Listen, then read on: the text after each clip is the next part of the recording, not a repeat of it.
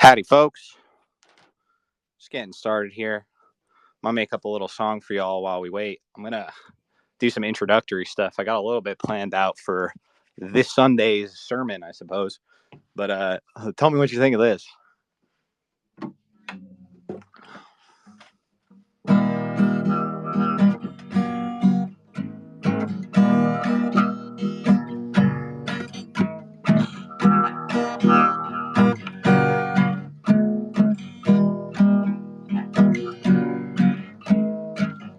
I'm working in retail.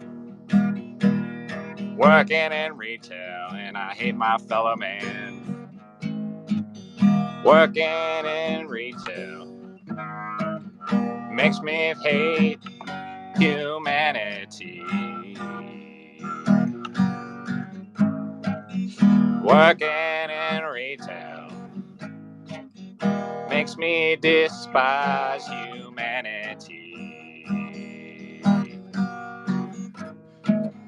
When I'm at the checkout, I dream of global genocide.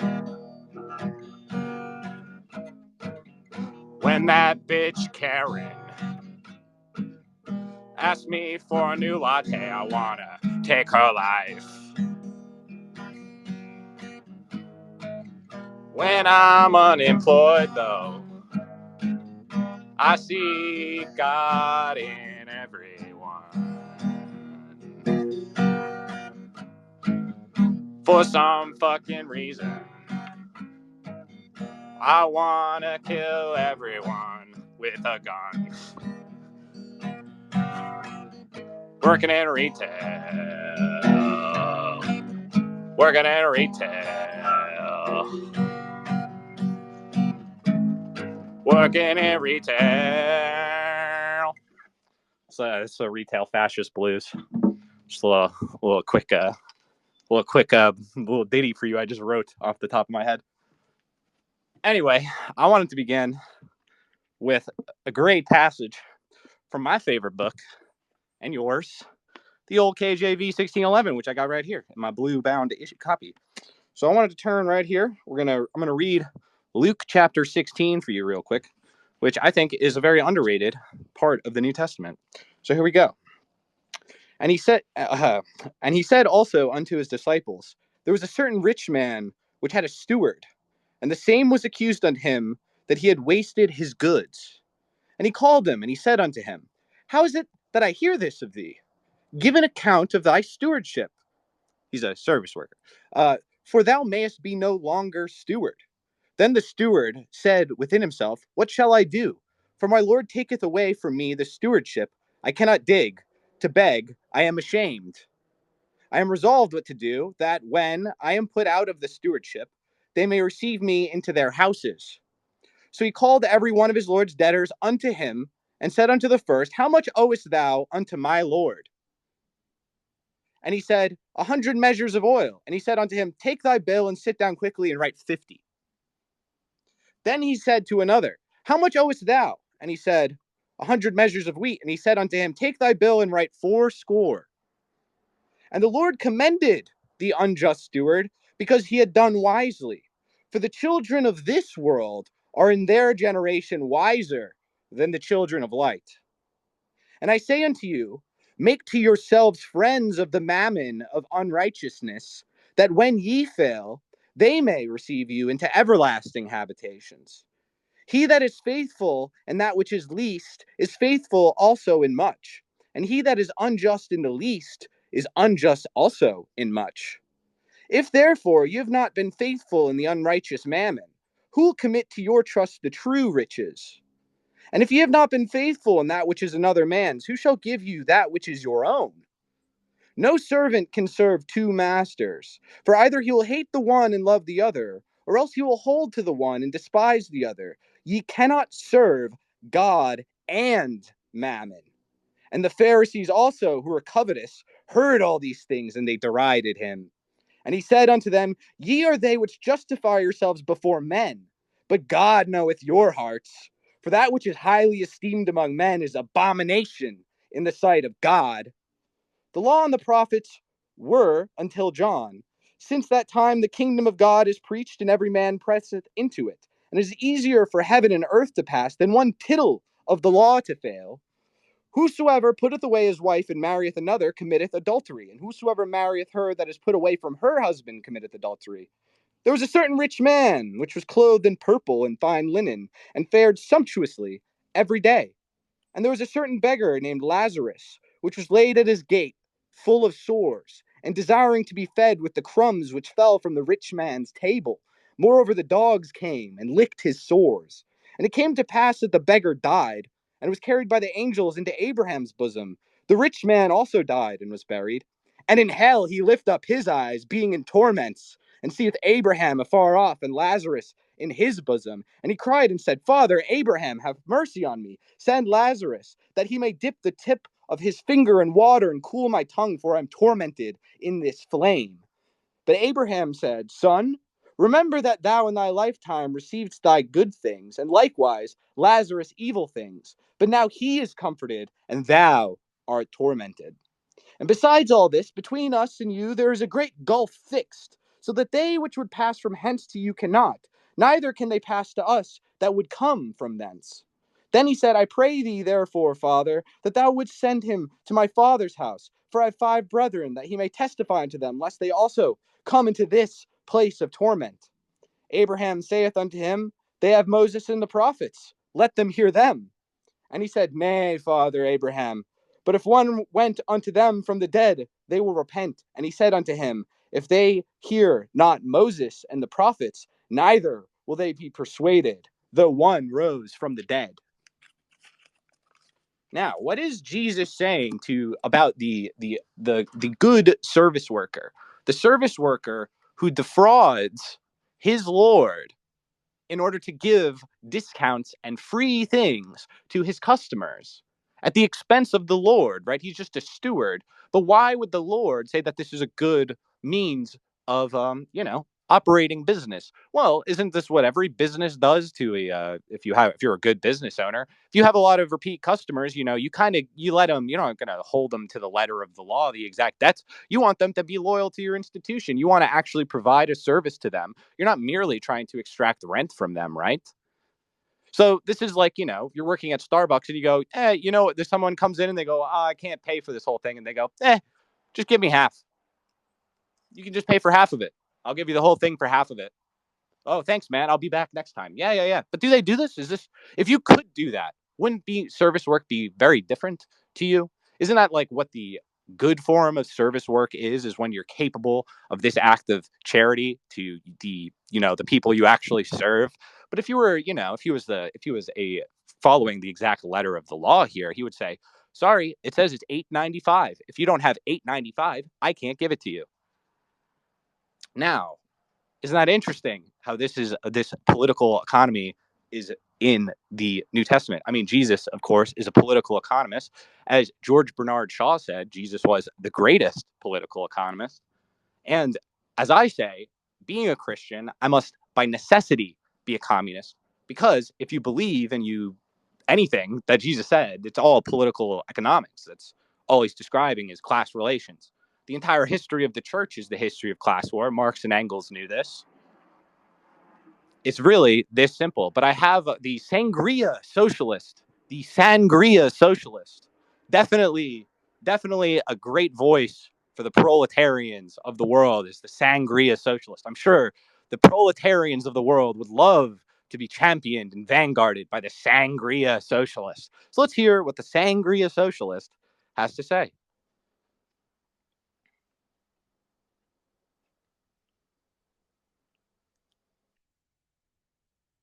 Reading a Bible verse. I don't know how this proves your point. I just wanted to ask you, have you ever read anything from Marx or Engels?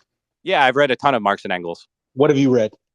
Tons. I mean, it's hard to even note because a lot Like of it what? isn't like in books. I mean, the Like principles what? of Name communism. one. I've read Engels' history of early Christianity. I've read Capital. I've History read of early their Christianity. letters. What What? is that an article or is that a book? Engels, the last book Engels published after he published the last edition of Capital after Marx died. It was his life's work, really. History of Christianity? Is that what you just Early said? That's his life Christianity. work? Early Christianity. Yeah. History of early Christianity. Yes, he does I've a big never heard reading of of the that Book one. of Revelations. Yeah. Hold on. This is because Engels writes okay, a very what else have important you read? interpretation of the Book of Revelations. Maybe you haven't read Marx and Engels, my friend. I haven't read. Have you ever read Capital? Yeah, I read Capital. You've read all of Capital? Have you read all 4 volumes of Capital? Yes. All 6 books? You've read all of them. How long did that take you to do? Yes. I don't know. It took over many years, you know? I've been reading a long time. Have you read Paul Lafargue? Have you read You've read Paul all of Lafargue? Capital, and you think that any worker forced to work for a wage isn't a worker. Is You a think CIA that worker a worker? Is someone who works for yes, the they're CIA a workers. worker? Are they forced? Okay, are they coerced into proletarians? Do you want to build wage labor? Do you want to build class consciousness with CIA agents? Are they coerced into wage labor? Then they're a worker. Okay, so If do you they are want to not build class earning consciousness? passive Do you income, want to build? Shut the fuck up. Do you want to build class shut the consciousness fuck with up, you CIA white agents? fucking retard. Do you want to build You are class literally consciousness with retarded. CIA agents? You Do have you want to never build read class Capital. You consciousness don't with know CIA anything agents? about Marx or Engels. You're just a Do you fucking want to white build dude class who's consciousness with overly CIA confident. agents? You're a fucking schizo. Do You're you want to literally build class overconfident consciousness and a with CIA narcissist, bro. agents? Do you want to build class never read consciousness Capital. with CIA agents? What Simple the fuck question. are you talking about? They're workers. They're workers, yo, right? So are they our comrades? Do you want to build class consciousness with CIA agents? what does that have to do with them being workers? I'm Are you asking you a stupid? fucking Are you question, you dumb? moron. Do Are you you want to fucking build retarded? class consciousness with CIA agents? Yes or no? Of course, they have a fucking wrong idea of where their class interests Say lie. yes or But that no, doesn't you mean they're fucking not workers. retard. You fucking Yes dumbass. or no? They're, Yes are or they are they no? coerced Yes into or wage labor? no? Are they able to live off of passive Yes or investment income? no? Yes or Yes or no? no? Are Do they you able to live want off to of build passive income? class solidarity You fucking with white. CIA This is agents? why I hate white people. I fucking hate you, Answer the motherfuckers. question, you You niggas are moron. so overconfident. You've Answer never the read anything question. from fucking Answer Marx the or Engels. question. It's a You're simple posturing as fucking a fucking question. expert on this shit. It's a You don't simple know question. anything about this shit, bro. Stop posturing as an expert. You don't know what the Then fuck this answer the shit means. question. Answer the Read the question. It's a books. simple question, Read the sir. book. Read the books, Logo. I Read the did. book. So that's Read the my books. No, you whole didn't. No, you philosophy. didn't. Or you wouldn't be saying that somebody who's Well, I am coerced into saying it, so wage maybe labor you're wrong. isn't a fucking worker. You dumbass. Is What the the fuck CIA are you agent a talking worker, about? and do we need to build class solidarity with CIA agents? What the fuck are you talking about? It's a Nigga, question. you don't have to build class solidarity with every fucking worker. Obviously, some people are Wait, reactionary and all have their wrong proletarian interests in workers mind. aren't part of What the the same fuck are you class? talking about? That doesn't mean Workers they're aren't a all part worker, of the though. same class. Anybody who Workers is are not coerced all into part of the wage same labor class. is a fucking worker, you fucking idiot. All right, What so the CIA what, agent is a this wage is laborer. basic Marxism. What? So What? do we What did you? build class consciousness with CIA agents? Do they share Did our I class say we interests? build class consciousness with everybody? No, I just said that they're a fucking worker. So how do you What the fuck determine are you talking about? which workers do we build class consciousness with? The motherfuckers who were communists. What? Only the people who basic identify as communists? Marxism. How do you know what a communist is? How do I know what a motherfucker who understands what Marxism is, i.e., not you? You fucking. How do you Oh know? my How do God. you You know? trust Are you fund the baby authority? motherfucker. Are You you the trust fund authority on baby ass Marxism? nigga. Are you the What? authority on Marxism? Is it just your personal, like if you think they're communists, then you choose that those are the workers you like? That's it? Nigga, Just your you're a trust sentiments? fund baby who doesn't understand what Marxism is. I'm not a You trust think that fund baby, retail dude. workers are fascists, unironically. Are I'm you a not building retail class worker? Are consciousness you with a you. retail worker? Are you a retail What? worker? No, I'm not a retail worker. Why What does do you that do fucking for a matter? living? What do you do for a What does living? it matter? What you fucking Twitch stream for a living? You I don't tweet for Twitch a living, you stream. trust fund Nice baby ass try. nigga. What the fuck do I you do do, this. bro? This is what I do. You have Patreon subscribers fucking Yeah, I donating do. you, nigga. You don't do anything productive and talking about whether it's Okay. somebody else is a fucking worker I'm not or not. saying that I You're do. a fucking weirdo, nigga. Okay. I don't care. But the question is, how do you know who a communist is? It's just people who identify as communists. Those are communists. No, of course not. It's people who So actually how do you know? understand what communism's about. Like you do not. Well, prove that I don't understand money it. exists. You think proletarian capital exists. What the fuck? Yes. Where did you get this term from? Have you ever read that in a single Marxist work? I see. The point of reading Marx is to understand reality. You're fucking backing up. You've never read that in a single proletarians Marxist own book. houses? Can a proletarian own a house? Why the fuck wouldn't a proletarian be able to own a house, you fucking idiot? What the So fuck what are you would that be talking about? called? That doesn't make That's it a capital. personal property, right? Is Is that house capital? You fucking dumbass. Is that house capital? Why would it be fucking capital, you dumbass? It's personal property if they're living in it. Do you not understand the difference between personal and private property? It's their accrued capital. It's their accrued capital. How is it accrued capital? What the fuck are you not using it to As a house worth nothing? Value? They're not Is using a house it for worth exchange nothing? value. They're using it for what is a house worth? What is a house worth? Why does it matter what the house is worth? Are they using it? If they're using it, because it's not capital. No, it's not. Well, if they're using it, what if they want to exchange it? Are they using what if they it want or to not? Are they exchange it? trying to sell it or are they using it? If they're using it, it's not what if capital. They want to sell it? Property. What if That's they want to sell it? Shoes are capital because they have worth. Are you fucking dumb? Actually, they are. Have you heard of the No, sneaker they're market, you not. fucking You retard? fucking dumbass. What the fuck? Oh my Have you god! You heard just of the said shoes are sneaker market, capital. you fucking You just said moron? shoes are capital. Did you just Yeah, say have you shoes are fucking heard capital? of the sneaker market, you moron? Like Are you flipping fucking dumb? sneakers? Only one pair of Are shoes you means you own dumb? capital. Only one pair of shoes means you own capital. Are you stupid? Yeah, it's not a lot. Oh my fucking god, nigga. You don't know what capital is. Capital is literally a commodity intended to be used Are to shoes extract capital? surplus value. All right? If you ever read a single work of Marx, you would know this. This is very simple shit. You don't You even have haven't to read read. capital. We've You can already read wage demonstrated that labor. you haven't read some works of Engels that I've read. No, So I don't nigga. know why you think you're the First authority. off, I didn't even finish getting to fucking Google it because you started being a fucking retard. You need to What? go to Google because you haven't read it Okay, because you're not Engel's educated. History of Christianity. I've never. You said it's a important work of his, and I've never heard of that Yeah, it's shit. his magnum opus. His magnum opus is Socialism, Utopian, and Scientific, or the That's your Anti-Jury. opinion. First off, That's your opinion. That's your okay, opinion. bro, you don't know any of this shit. You're a fucking idiot. You just said You're shoes just are projecting, capital. dude. You're really mad. You just said. Are you okay? You look Are at you you, okay, you dude? fucking white How are ass you nigga. feeling today, You dog? are. I fucking hate I've been you. having a nice day. How are you? I'm having a How are you fantastic feeling, day. dog? Thank you. Why are you so I'm just mad? so pissed at motherfuckers like Why are you you so fucking mad? posturing as Why? fucking experts on this shit. You just No, called that's what shoes you're capital. doing. That's what you're You don't doing, know and what that's why you're capital mad. is. You've never read Yeah, I capital. do. You've never read it. Yes, I have. No, you haven't. No, you haven't. Come on, bro. Let's I be have. real. Okay, Stop well, I don't fucking know. It's being your word proud. against Stop mine, being I a guess. narcissist. Just be honest. You've never Are read it. you a narcissist? Are you a narcissist? Why would I be? I'm not the one over here acting like I'm an expert on something I've never read. You Yeah, just you said are. that shoes are That's capital. exactly what you're doing. You just That's literally said exactly what shoes you're are doing. capital. You're acting like Is an a expert on refrigerator something that you capital? actually don't understand. Is a refrigerator capital? Yes. Oh my fucking god. Oh my fucking god, dog. You are so. I can't do this, man. Can you sell a refrigerator? I don't What understand. does it What's the mean it's problem? capital? What are you talking It can about? be converted into No, capital. no, I don't oh understand. my fucking. That is just because it's convertible into capital. If you Does buy it a make it restaurant, capital? if a restaurant goes out of business and you're acquiring the restaurant to sell off its parts, do you think the refrigerator is part of the capital that you're acquiring there? That's a restaurant. That's not a person's refrigerator. You fucking reach. Define capital. What's the fucking Define difference? Capital. What's the difference? Define capital. Capital is value. No, it's capital not. is the medium of exchange. Oh my fucking god! No, capital is a this tool we use in order to reproduce society.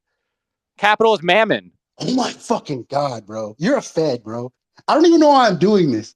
Like, I literally don't know why. Yeah, you're not doing a great job. You're kind of embarrassing yourself. You're embarrassing yourself because you I don't know why literally you're doing think it a either. refrigerator is capital. What's the difference? Is a restaurant is trying to get surplus value out of it. A worker is trying to use the refrigerator. Use value and exchange Why are they value trying are to use different. it? Did you not know this? Why Did you not read capital? Why would they use a refrigerator? Why would a worker use it to fucking cool their food? What are you talking? Are you? So why would they cool their food? Why would they want to cool their food? Bro, is this an elaborate troll? No, I'm being entirely serious, but that's the best troll there is, just being 100% serious and seeing you people freak out. Like, you're freaking the fuck out for no reason. You're mad as hell for no reason. Nigga, you were just yelling at me, first off. That's why I started yelling. Yeah, because you were talking over me. Okay, you were talking over me. I don't give a fuck. I talk over white people all the time. Anyway. Why do you hate white people? What am I do to you? I'm just telling you the truth here. Dog, oh my God, you're a fucking weirdo, bro. You're a fucking weirdo. So you're telling me you don't understand. I'm a weirdo. I like being a weirdo. I don't want to be a normie. You sound like a normie leftist to me. I'm a weirdo, though. I'm fucking strange, dude. I'm way out there. Okay, dog. So you're telling me you literally don't see a difference between a restaurant selling a refrigerator for surplus value for profit and a worker just using it? Did you just ask me why do workers want to? That's not what I said, actually. That's not what I said, actually. You just asked me why would a worker want to cool their food? Yeah, because I'm making a point that the worker is trying to extract more value from the food that they buy instead of letting it fucking go to shit. More value? That's why they have a refrigerator. How is a refrigerator adding value if they're using the Okay, if you have a tomato and you let it sit and it fucking rots versus you put it in the fridge and you can keep it for longer, which one has, like, what the fuck are you talking about? What? How does that add value if you're not going to fucking sell the tomato? Because it's still around for a while and it's not rotting. You don't know what value means, like, isn't that? You don't know what value means, dog. Like, just be what real. Is value? Enlighten me. What is value? Exchange value is based on the average socially necessary labor time that goes what is into value a commodity. itself? What is value itself? There's different types of value: use value and exchange value. What is the good, sir? What is the good? I'm asking you a question. What is the good? What do you mean good? What is the product? Or what are you getting out of it? What do you mean? What is the good? Like, what is the good? What is value? I'm explaining. There's different types of value. There are use value and exchange value. Exchange value. I know there are different types, but what is the good itself? Like the value itself? What is value itself? Generally, when someone just says value, they're talking about the exchange value. Exchange I didn't value. ask what people mean when they say it. I mean, what is value Dog, you're not itself? even letting me speak. This is the fucking problem with some white people. I'm interrupting you because you're going down the wrong path. You're not answering my question. You're answering a different question, but I'm asking you, what is value itself? What? I'm answering that. That's what I'm literally trying to answer. So no, you said generally when people say value, but that's not what I asked the question for. I didn't say what do generally people mean when they say. I said what is value itself? Yeah, and I'm gonna say that exchange value. Okay, go for it. Exchange value is. I didn't ask about exchange value. Did you notice that I didn't use the term exchange value? So which value do you mean? Itself? Because there's only two types of value. Which one are you talking about? I think the good itself is that which is productive, like that which produces good. Good produces good. That is what the good is. Yeah, no, you've never read Capital, bro. You have a completely confused understanding of. No, you haven't, bro. I'm sorry, dude. You just proved it. You just keep proving it over and over, and it's so embarrassing for you. You think I've proved it, but you actually haven't demonstrated that. And I'm trying to demonstrate that, but you keep fucking interrupting me. So you're failing to demonstrate it. Okay, you keep interrupting me, bro. So exchange value. Yeah, it's my space. I can do whatever I want here. I'm an authority here, and you're not. Sorry, we're authoritarians here. Fucking white people. Yo, okay. Exchange value is the average socially necessary. You're like really bigoted against me. You're really bigoted against me for no reason. Oh, you being discriminated? What did I do to you? Are you being discriminated against? I'm sorry. No, I'm saying it's like, why are you bringing up my race? What does that because have to do it's only with motherfuckers like you that are always this confident about some shit they don't understand, have never read. That's actually you. You're projecting. No, everything you're saying is true of yourself. You, dog. Stop it. No, just listen. It's really cute, though. It's really cute. You're really giving yourself away because everything you accuse me of is just you. It's just a description. You're of you. not even letting me speak, bruh. Like, this is crazy, bro. Like, bruh. Yo, what? What did you just screech at me like a frog? Bruh. Is that all you can do? Yo, what the fuck? Are you like making What is good? What is good? What is the good?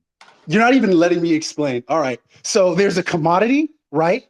And commodities have trying to remember like your quotations. You can't speak you can't speak from your own authority because you don't know shit. You're just quoting and you don't understand what you're quoting. It's hilarious. I completely understand what I'm quoting, but you're not letting me finish. Okay, then use your own words. You explained it in your own words. I am explaining it in my own words. That's what. I'm not making up words like proletarian capital to explain shit because I actually have read those are two words that exist already, right? They're kind of concepts. Proletarian capital does not exist. Easy to put those together. That does not exist. You understand that, right? You understand there could be no proletarian capital does not exist. Proletarians do not have any capital. No. Why would a proletarian have capital? If they had capital, because they've accrued it through their labor. Proletarian. What are you talking about? You've never read anything from Marx or Engels. If you don't understand, so if you own a house as a proletarian, what is that?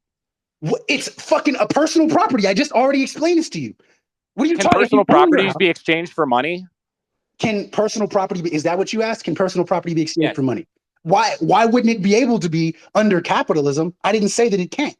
But that doesn't mean that it's fucking capital. No, I'm just asking you if it can. Can you exchange personal property for money? Under communism, no. Under capitalism, yes. Okay, so under your form of communism, you'd be tied to your land. You would not be able to sell your house and move. That's not what I said. Feudalism, my friend. That's not what I said. I didn't say that. You would be able to move. Okay, so how would you, if let's say I own a house under communism and I want to move, so I want to sell my house and I want to buy another house. How do I do that? You don't buy anything. There's no money involved. You would just move. I already gave you a fucking answer in that thread. How would I move? How would I move? What happens to the house that I had? I told you already in a thread. I don't know for sure how it would happen. That's up to everybody. So you don't know. You don't know. No, you don't really know what communism is. Did you read my thread? I'm going to put the thread up here because obviously. Yeah, I did read your thread. Your thread is nonsense. Because you just what you said my thread is concepts. Nonsense. Close. It's pure nonsense. It's completely meaningless. It's vapid. What? Yeah, that's what I said. It's completely meaningless because you don't understand that there would be no money. I don't understand. I'm going to put this in the fucking top. Where does it say? Where does the communism has no money? Where's that? What have you read? You said you read the principles of communism, right? Yeah. You read every single one of those, that 30-minute read, about 22 points, I believe. Yeah. And you read the part where Engels, I think in point 17, says money would be superfluous. Yeah, superfluous. Does that mean there's no money? Yes. What does superfluous mean, literally? It means it wouldn't exist because it wouldn't need to. No, it doesn't. Yes, it does. Superfluous means it exists in such abundance that it's free. You Oh my fucking idiot. fucking Lord, bro. You've never read That's any what of this stuff. superfluous Why means. are Go you look up the word. acting Go as look though? up the dictionary definition of the word superfluous for me right now. You've Does it never say read this shit? non-existent? You've never read this shit. Look up the word superfluous and tell me if it reads non-existent. He literally explains this multiple times. It wouldn't need to exist. This is very basic Marxist No. concept. You don't Now, understand what the usually, word okay, superfluous dude, means. most of the time, Superfluous means hyperabundance. no, it doesn't. No, it doesn't. It Yes, it does. literally That's what means it wouldn't superfluous exist. means. Superfluous No, that's means not what unnecessary. superfluous means. Superfluous. No, superfluous means that it exists in such abundance that it's free. Money being one sufficient required, accessible, unnecessary or needless. I'm literally looking at it right now. Like Unnecessary. What does unnecessary that or mean? needless. What? What does that mean in this context? It's you wouldn't need it because you don't need money. Everything would be owned either personally or in common. You don't need money. Like it's like in your house. Everything in your So house is how do owned you personally or in common. exchange personal properties for other personal properties if that's what you wish to do? What? Okay. How do you exchange it? Again, you could either, if you see something that you like that someone else has, generally, you're going to be able to go get it for free. If you can't do that, you can just fucking trade it. But again, that's for use value. The Okay, exchange, so quote what unquote, you for want is you. a barter No, I economy. don't. No, that's not what I said. That's what That's you're not what I talking no, about. that's not. That's not what I'm saying. What I'm saying is, let's say there's a limited edition CD or something, right? And you want that for someone You're a else's, musician, right? aren't you? You're a I'm a rapper. musician, right? Yes. You're right. Yeah, you're a rapper, but you're not a political economist, my friend. That doesn't mean anything. You understand that limited edition things can exist, and obviously, if you want somebody else's limited edition thing Like or sneakers, right? something, Like sneakers, right? what? Why are you keep Like interrupting me, bro? sneakers. Like sneakers. You're not letting me finish my fucking points. This is like No, probably getting I'm boring, doing man. whatever I want. That's what I do here. I'm free. So I'm gonna run this how I feel like it, and you can either, you're volunteering to be here. You can leave if you'd like, but this is how it's gonna go. I don't know. You don't get to run the rules here, pal. I'm sorry. Sorry to inform you, but you're not in charge of me. How are you supposed to have a conversation if you don't let niggas speak, bro? Explain. Why do you think this is a conversation? This is a rhetorical exercise. I'm demonstrating the vapidity of your perspective. That's all that this is for. It's not to make you look good, because you don't look good. You look terrible right now. You're making a fool of You yourself. You don't literally even have recognize proven it. again and again that you've never read Capital. You look terrible while trying to make yourself look like some That's what Marxist you think. scholar That's what you think, when but you've we'll let the never people read any decide. of this shit. You've We'll let the literally people never read decide. any of this shit. Okay, you think that, but you're wrong. So No, I'm not. that's your word against mine. I don't know. Yeah, no, bro. Like this is. Oh my god, this is crazy. Have you read Paul Lafargue? I've read The Right to Be Lazy. That's about the only one. Yeah. So, what does he say about this stuff? Do you think that he's saying that we're not going to have no capital accumulation under communism? Like no one will have any value. They won't be accruing value through their work. He doesn't get into capital accumulation in that. The right to be lazy is more so about just the fact that there would be less labor time needing to be done under communism. Like Yeah, like his for whole idea socially is to have necessary maybe labor. 15-hour work But will weeks. people accrue capital with their talents outside of that? Like like doing anything like that's valuable to the people who like proletarian laborers? Or are there like no teachers under communism? There's no teachers, there's no barbers, there's no no one does any specific work aside from proletarian labor under communism, or is there also a service sector in communism? I'm confused. Are you saying that you believe that communism wouldn't have teachers? No, I'm asking you if it would. Why wouldn't it? We need teachers. Why do we need teachers? Because we need people to teach the fucking youth. What are you talking about? But where what are they producing? They don't need to produce anything. It's just a needed service. Okay, so Not they're a everybody needs to service, right? produce a They're a fucking. service, correct? Yes. Why wouldn't they be? What is? I Okay, don't get your point. so you're saying that the service sector will still exist under communism, right? Why wouldn't it? There's services that are Exactly. that are needed. So how would you contract services under communism without capital? All work would be voluntary. So you wouldn't. Why would Effectively, you? all work would Why be would you need capital? voluntary. Your voluntarist paradise is not the authoritarian communism that I believe in. It sounds kind of like anarchy to me, but I'm not an anarchist. Maybe you're an. Oh wait, you are an anarchist, correct? Anarchy adjacent. I'm a lip soak. Oh, okay. Yeah, so you're a leftist. You're just you're an ultra leftist. Have you read Lenin's work on ultra leftism? Yeah, it's dog shit. Oh, okay, cool. So you're not a Marxist Leninist. You're like an anarchist. You're like I'm a an leftoid. orthodox Marxist, actually. I'm in. But you haven't read Engels' most important work, right? Why? That's not his most important work. You're an absolute dunce. According to who? According to who? According to any actual Marxist who's read. How do you know who an actual Marxist is? What? The How do you know who that? understand what a worker is like you do not. Well, how do you know that? Because you just said that you literally said service workers aren't fucking workers. Workers is not the category we're talking about here. Everyone's a worker. The CEO is a worker. Everyone's No, a he's not. worker. No, he's Everyone not. works. No, he's not a worker. He's not a worker. CEOs don't go to He's a work. They capitalist. don't work. No, they don't. They don't work. They don't make salaries. They don't make salaries. They make salaries. So they I work. mean, in some cases, maybe, but So they work. I don't get it. Do they work? Does a CIA agent work? Does the CIA agent work? Yes. Yes, they Okay, do. so is he a worker? Is he part of your solidarity? Is he part of my solidarity with all class workers? consciousness. You want to build solidarity with CIA agents? I want to build communist solidarity. So you want communist CIA agents, is what you're saying? I don't think there are any communist CIA agents. But if there were, you'd support them. Why? No, because they're in Why this. not? Why not? Why wouldn't you support them? Why wouldn't you support a communist CIA agent? They're a worker and they have the same ideals as you, according to you, right? Dog, that's not possible. Why isn't it possible? Why isn't it possible? You cannot be an actual communist and defend. Like, that's like that Boeing motherfucker. There was like a motherfucker. Okay, recently why? So Boeing workers aren't workers? Boeing workers aren't workers? They're not communists. I want to build communists. Wait. They're not workers? They're not communists. Wait, how do you know that? Like, what if you're working at Boeing and you say, I'm a communist? Are you a communist? Not by virtue of you saying that, no. Like, okay, what makes you a communist? So a communist is someone who, okay, so there's a difference between Marxism and communism, obviously. Communism is a lot broader. I would say damn, this is hard to say. Damn, yeah, obviously, you don't know fucking shit, do you? It's so funny. You don't know shit. You just told me, bro, you can't even define worker in any like rational sense. You think that service workers aren't workers. You think that only workers are like people who make like fucking knickknacks. That doesn't even make sense. That's not what I said. I would never imply such a thing. So I don't believe that at all. So you don't believe the faux frais of production exists? You don't think that workers work in the faux frais of production?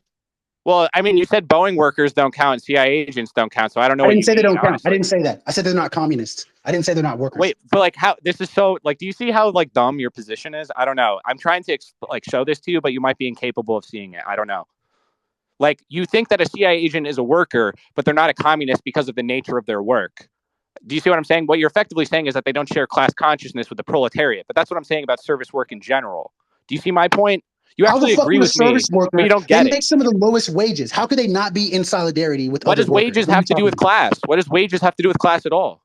That's a good question. What about a CEO pays himself a $0 salary? Like, what is that? That's like maybe the first good point you've made. So again, I'm making good points now. Am I completely idiotic, or am I capable of making good points? That is the first good one you've made, because my point about how much they make was completely irrelevant. It's the fact exactly. Why'd you say it then? Why'd you fucking say it then, huh? Because you're a sophist. Because it just was because you're a fucking sophist. You're a rhetorician. You don't know shit about what you're fucking talking about. No, you're just accusing me of everything you're guilty of. You're literally defining workers in some irrational way. What is a worker? What is a worker? Yeah, a worker is anybody who's coerced into wage labor, who is not able to make enough money to live off of comfortably, strictly off of investments or passive income. That's a worker. Okay, so is a consultant at McKinsey who comes out with student loan debt and is working at fucking a capital like consulting firm, is that a worker? If they're not making money off of investments enough. Okay, yeah, they're not. Let's say they're not. Let's say they don't have a 401k, even though they do, and everyone's got a fucking 401k, and that's what you're trying to get. No, it's not the 401k. Is to make money off of investments. You fucking idiot, because you're a fascist and you have no fucking idea what you're doing. But anyway, is a consultant a worker? Again, if they don't make enough money to live comfortably off of investments alone, of course. Well, now you're just talking about their wages, right? You're saying if they don't make enough money to blah blah blah, but you're saying wages, right? You're just saying their wages, the amount of affluence not they wages. experience. No, listen. I'm gonna repeat it. If they don't make enough money to live off of investments alone, passive income alone, right? I'm not talking so they about don't make enough money they don't make enough money off of investments alone, so they have to go to work every day. That's to not make wages. Money. Investments aren't wages. There's a very clear difference. And you know that listen, dude. Try to follow me here. Try to keep up. So the consultant has to go to work in order to pay for their rent, et cetera, et cetera. They have to go to work. This is their job. Are they part of the proletarian class consciousness we're trying to build? A consultant at BCG. Are they part of the class consciousness we're trying to build? This is a very vague question. They're not. No, it's not. Are they proletarians or not? Yes, they're proletarians because they're proletarians. Okay, so a consultant is a proletarian. Is an investment banker a proletarian? Are they making enough money off of investments alone to survive No, strictly they're off of not. They that? work for a wage for an investment bank, and they do Okay, investment banking then they're work. They coerced find into wage service labor. capital. They Then service they're capital. Are they yes, proletarians? then they are Okay, coerced so a into wage CIA labor. And agent, they're a CIA proletarians. agent, a CIA agent is getting a salary, right? They have to pay for their rent, etc. They have to pay for their health insurance, etc. Are they a proletarian? A CIA agent who is not making enough off investments alone, Yes. again, making it very clear to Yes. survive off just that, is a proletarian. Yes. Okay, so Anybody you want to coerced into build wage class labor. consciousness with CIA agents, consultants, and investment bankers. It's not about proletarian in general. That's what you're not getting, bro. Like literally, there's so many What are you reactionary fucking talking about, proletarians. dude? Like, we're trying to build the class consciousness of the proletariat. You're saying these are all comrades in the I'm proletarian trying to struggle. build it with communists. Like not like what? What is Like like you're changing back and forth, right? Like, what is a communist? A communist is someone who's trying to build proletarian class consciousness. You're defining that's all of not these what I people as said. proletarians. I'm telling you what a communist is because you can't define it because you're an idiot. But what I'm saying is, you want to build class consciousness and comradeship, etc., with investment bankers, CIA agents, What is and consultants, right? you just That's what said you that a said. communist is somebody who wants to build proletarian class consciousness. That doesn't make sense in Why? like even the slightest bit of sense. Why doesn't that make Because sense? like That's what what do you communism even mean is. by class consciousness? Like it's like Communism ultimately you is have to proletarian class consciousness. Okay? That's what it um is. The it, proletarians have proletarian class consciousness by nature of their relation to the means of production. You are saying a CIA agent, a Starbucks barista, a truck driver, a farmer, and an investment banker all have the same interest. That's called class consolidation. You're a fucking fascist. It's this simple. yeah, some workers don't understand what their class interests are. That doesn't mean they're not Oh, workers. so they're missing. How does a trucker not know what his class interest is? How? Yeah, how does he I not didn't say know? a trucker He is one of them. I didn't say experiences that. his material relations, his relation to the production of society directly, not theoretically. So how could he be wrong? I didn't say that truckers are one of those I'm examples. I asking mean, I you. guess in some case, I'm what? asking you. Would you say, for instance, that the truck protests that happened in last year, was it last year, 2 years ago? I'm trying to remember. Those protests, were they petty bourgeois reactionaries, or were they proletarians? I wouldn't say that they're petty bourgeois reactionaries. No, they were So what definitely are they? proletarians. They're definitely proletarians. Okay, but they support MAGA, right? There was like the MAGA truckers, That right? doesn't mean they're not proletarian. Like Okay, what? so they're They're still work. proletarians, right? So they're proletarians. Yes. But then you had other people, other unions were opposing that, right? Yeah. Okay, so are those people proletarians? They're all proletarians. This just some of them Why get then why do fucking they have a brainwashed. conflict in reality? Because of fucking media and shit, and like people spinning shit differently. Okay, Like so who honestly, who was ideologically possessed in that struggle? Was it the truck drivers or um, was it the people opposing their struggle? so this is one I actually didn't even get that much into. I don't really care about Canadian bullshit. Like, but You don't care about the from what it seemed proletariat. like, No, because you're a service that's worker not and what you I only care said. about service workers. I didn't. Who said I'm a service worker? You don't even You're a know what I rapper. do. Rapping is a fucking service, you moron. That's not what I make most of my money off of. What do you make Like, most of your money off you're of? a Patreon dog. You What have do a you I Patreon. What are know, you I'm not talking about? pretending to be a proletarian. I'm just advocating for proletarian class I have a consciousness. regular day job. I don't make What do enough you money do off of for a music. living? What is your regular day job? What do you do? It's unimportant right now. It's important You to don't do me. anything. It's important to me. So you Why? can either tell me or not, but it's going to elucidate some things about your class position. Yeah. You Okay. know my Whatever. class position. I'm openly telling you what I do for a living. You tell me what you do for a living. I work for a call center. You work That's for what a I do call for a center. So living. you're a service worker, correct? Yes, I am. You are not a proletarian, right? How am I not a proletarian? Explain. Because you're a service worker, you fucking Am I moron. What am I coerced value into do you wage labor? produce at a call center, you fucking moron? You don't have to produce value. Not all Yes, you workers do. produce That's the value. The definition. folk way of Productive capital does not labor produce is value. proletarian labor. You don't understand. You're literally fetishizing the idea What of like certain productivity do you labor. produce? What value do you You produce don't need to at your produce call value. center Not all fucking workers job? produce value. Not all workers What? produce Yes, value. you The do. Oh folk my God. way, What no, they value do you don't. The produce? folk way, So you produce if you've no ever value. read, You if you ever produce read Capital no Volume value at 3, work. if you ever read Say Capital this out Volume loud. 3, Say you this would out know. loud. When I go to work, I produce no value. Say that. Yeah. So have you ever read Capital Volume 3? Repeat You'd know after he me. talks about the Repeat folk after me. way When of I go labor. into my call center service job, I produce no value. Say it. Yeah, so you really aren't getting it. Faux fray No, of repeat after capitalism, me. the You're not faux fray getting of it. Repeat production. after me. Repeat When after I me, the go faux fray of production. every single day when I go into my call center job, I produce nothing of value. Say it. Repeat after me. I make money off of Patreon. What like Yeah, this I make doesn't money matter. off of This doesn't Patreon. matter. I make money off of Like Patreon. what? Simple. Simple, simple, simple. You Like do it dog, now. you're You not do making it. sense. Say, when I go into my call center service role, I produce nothing of value. Yeah, when I go into my call center service role, I produce no value, but that doesn't matter because there's Good, faux fray of good. capital. Okay, There's good, faux fray of good, production. good. You produce You don't need nothing to of produce value to value. be a worker. You don't need to produce value to be a worker. The faux fray of Yes, you do. production. Yeah, to Have be a you ever read worker, Capital because Volume worker 3? is this No, you nebulous don't. No, category you that's don't. No, you metaphysically don't. No, insignificant. you don't. No, you don't. Have you ever read Capital Volume 3? No, you haven't. Yes, Or I else you'd know have. what the faux fray of capital is. Yes, I You'd know what the have. faux fray of production is. No, you haven't. No, you haven't. Or you wouldn't be saying this dumb shit right How do now. you know that I wouldn't be? I am saying it. Like, I'm just a walking contradiction to like your Yes, you are ideological definitely. fixation. But you're a service worker who refuses to identify that you're not a proletarian laborer. Like, you are actually producing ideology to defend your own class position, and you're conflating No, the class I interests just of all of read. these various classes together and suggesting that they all come together under the same thing. You're literally a fascist. It's this simple. We've proven it. Everyone can see it. Everyone sees it. Define It's all out fascism. there forever. It's out there forever. Do you Define see? fascism. Do you see? Define Everyone is going to fascism. hear this. Define fascism. Fascism is class collaborationism. What? So you think that those are in different classes? You think service workers are a different class? What are they? Yes, that's What class are exactly they? my point. What is their class? They are petty bourgeois. You you think that a Walmart cashier is petty bourgeois? Yes. You think I'm petty bourgeois? Yes. You don't know what petty bourgeois. What is petty bourgeois? Your service workers are included under that. Servants are petty bourgeois. They're Can literally you the give like servants some of type of capital. can you give some type of like at least minor definition outside of just giving pointing to examples? I gave you my definition. I point to definitions in reality. I point at examples that exist in material reality, and that is what defines the term, not Petty some bourgeois is theoretical somebody who owns. syllogism. Okay, so petty bourgeois is somebody who owns means of production but doesn't make enough money to live off of that alone, and in most cases has to be an owner operator, right? They basically end up exploiting themselves. That's That what is you not do petty every bourgeois. day when you go into your Passion. call center, you fucking What idiot. do I You are own? What exploiting do I yourself own? every What do I day. own in my call center? What do I own in my call center? Why don't you Explain. go do What do I own? proletarian labor? Why don't you What do I go own? work in a What do I mill? own in my call? Why You don't said I you go own. be a You coal said I miner? own. You said I do that every day. What do I own in my call center? What are you supposed to own? Your means of production is yourself. You're exploiting yourself. That's what you do.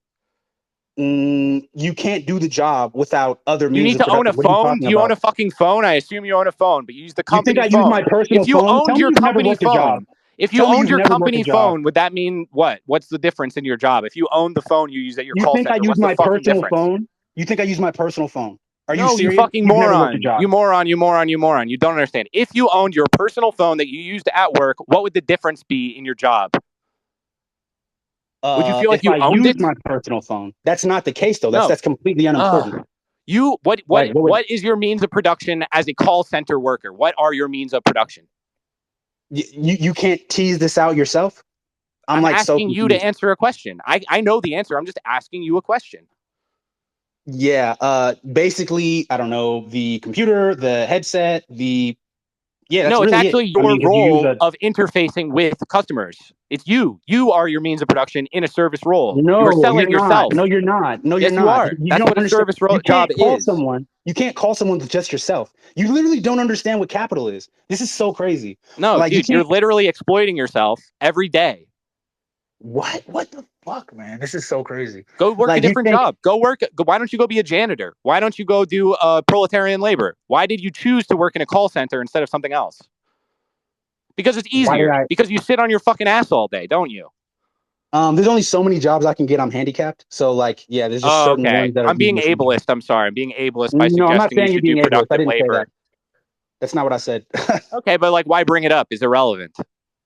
Because you're like, oh, why don't you do this or that job? And it's like I can only do certain How jobs. are So you that's disabled? pretty much What's your why disability?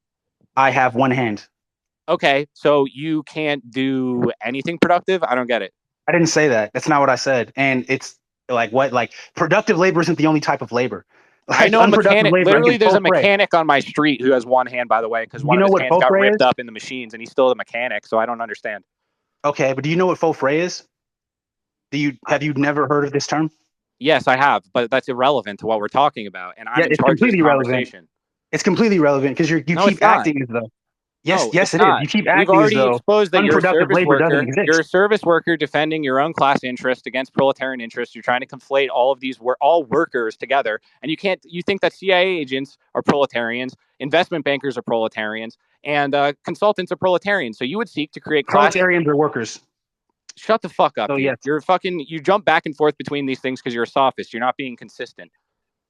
Okay, bro. Like you're not being consistent. You're saying one thing and then like No, other I'm shit. not. I'm being perfectly consistent this entire time. That's the thing that's really funny is that I've been saying the same thing over and over in different ways, and people like you are just floundering just by my concise and like very obvious opinion here, which is that you are not a proletarian laborer and you are conflating the interests of service workers with the interests of proletarian workers. You However, you can't do even not have the same logically interests. define a proletarian. Like you can't Proletarians explain the produce difference. surplus Explain the difference. value.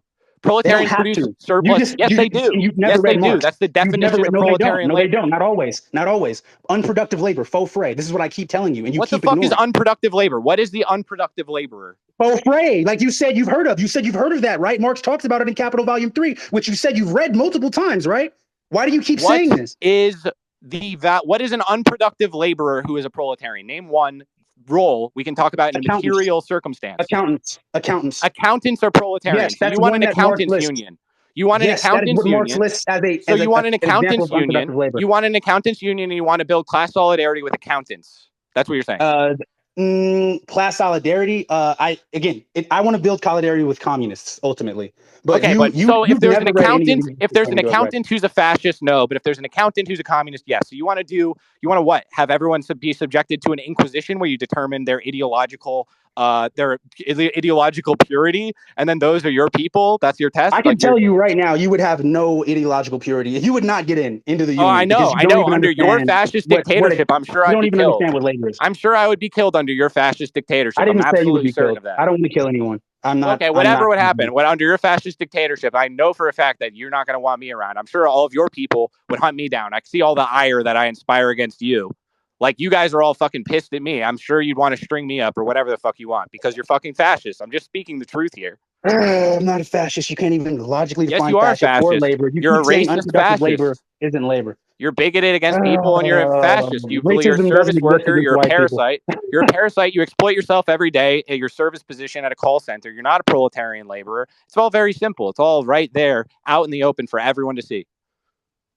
Yeah, you clearly don't understand what petty bourgeois is or what labor is. Like, I don't know where you got that all You're just this. speaking Like, I ex don't know if you're cathedra, watching but you YouTube can't videos. demonstrate anything in any meaningful sense. Like, you're speaking ex cathedra as if you have this authority as the official communist or whatever. But then you're like, anarchist adjacent, et cetera, et cetera. You're just a revisionist. You know, do you support Stalin? I'm Do you not. support I'm an Mao? Orthodox Do you Marxist. support Stalin and Mao?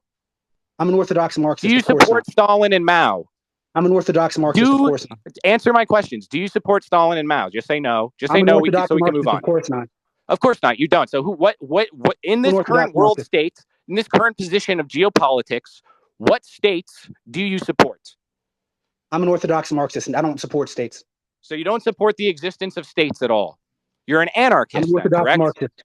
You're an anarchist. Marxist. Have you read You are Rosa an Luxemburg? anarchist. You Have are you an read Rosa anarchist. Luxemburg? Have you You are read an Rosa Luxemburg? anarchist. Have you read You are Carl an Liebknecht? anarchist. Have you ever read Anton Pannekow? You are an Have you read any of these anarchist. people? You I'm an are an Orthodox Marxist. anarchist. No, You I'm are not. an You literally have anarchist. never studied You this are stuff an to think that. anarchist. You are No, an we have very, anarchist very clear service disagreement. worker. You are a fascist. You are an anarchist. You are a Yo, fascist. You're an this is like anarchist. clearly bad faith You're at a this point. fascist. Yeah, You're an no, you've never. anarchist. You're a Okay, fascist. yeah, You're an you're a anarchist. tanky. You're You're a clearly a tanky. fascist. Yeah, Is that you're a it? It's that revisionist. You're a simple. tanky.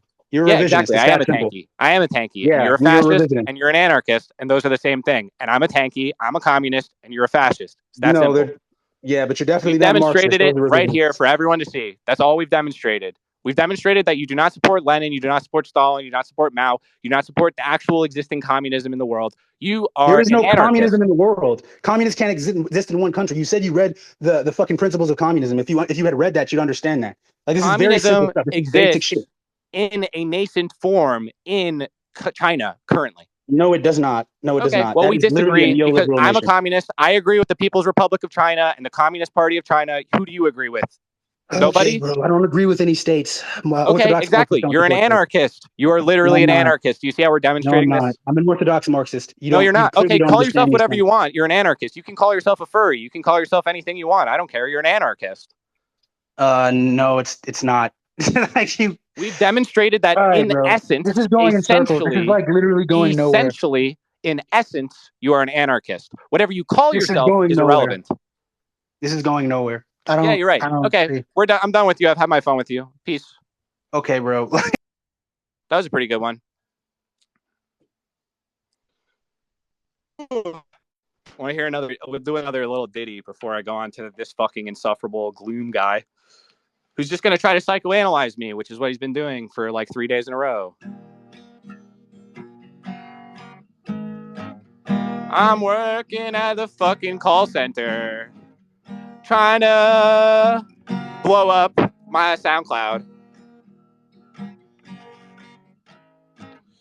I'm disabled, so it's ableist to suggest I produce something of value. I think the CIA would be really cool if they were communists like me. Investment bankers. I think they'd be really cool if they were communists like me.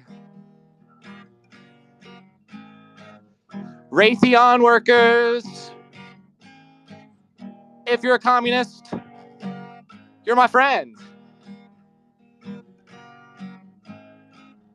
I don't support any of the states in existence. I want all of them to end. I'm an anarchist.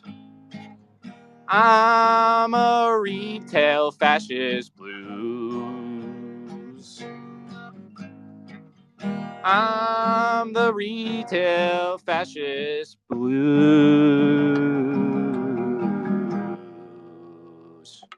All right, Gloom. Let's hear this insufferable shit. You're not even going to talk about what I want to talk about. You can't even follow orders. But what do you want to do? Psychoanalyze me. Go ahead. Oh, hey, what's up? Go on. Just do the psychoanalyst and do the psychoanalysis. You want to do it? Just do it. Oh, I want to. I don't know. You want to? We should do a podcast together. We're doing that right now. Oh, well, I guess. Yeah. I mean, I'm not super versed in Marxism, but I was just sort of curious about your kind of view of your own class position, or like what. I was just reading some Yeah. tweets So I'm a about service worker. kind of how you I view your provide a Patreon. service. I provide a service. I'm fully aware of how Patreon works. I can tell you perfectly well that, like, you know, my class, if there's a Patreon fucking union, I would not support it. I would tell you it's reactionary. I would tell you that I would serve imperialism. I'm hopefully going to find a means of getting like processing payments where I don't have to fucking go through the middleman of Patreon. But it's actually difficult to set that up, and it's like, you know, there's a lot of legal like fucking red tape in between doing that. I wish it was easier to facilitate like donations to what I do in my fucking, what do you want to Yeah. call it, Well, my actually, nano business grind set. because isn't like Patreon? It's like there's two ways you can set it up. One is like sort of payment on based on like each post, like so like each Yeah, I time you just go post, like monthly. that's like the less common one, but it's like you can post like a new podcast and then I am a it'll charge service. like $5 for people. I am a service. I exploit myself. This is what I'm doing. I'm exploiting myself right now, right? Like, what's my means of production? It's just me talking. It's just my fucking speech. No, That's but I'm it. That's saying all. like My. Do you read my go? Like, open up my profile. It's all very. I'm very open about this. You can just read this. Like, content I say. You know, this is me. I just produce content. I'm a content creator. I'm a service that people subscribe to. That's it. I'm not pretending I'm a proletarian laborer, but I also don't want a content production union. I think all of those are reactionary, and I want to destroy all of them. well, I guess I'm just curious about because isn't the model of Patreon? It's like a paywall model, so it's like a library of content, and then you pay a monthly like tribute, and then that gives you access to accessing like the the library. Yeah, I guess. Yeah. So like, isn't that more or less like rentier. Yeah, yeah. But weren't you saying you were a capital like?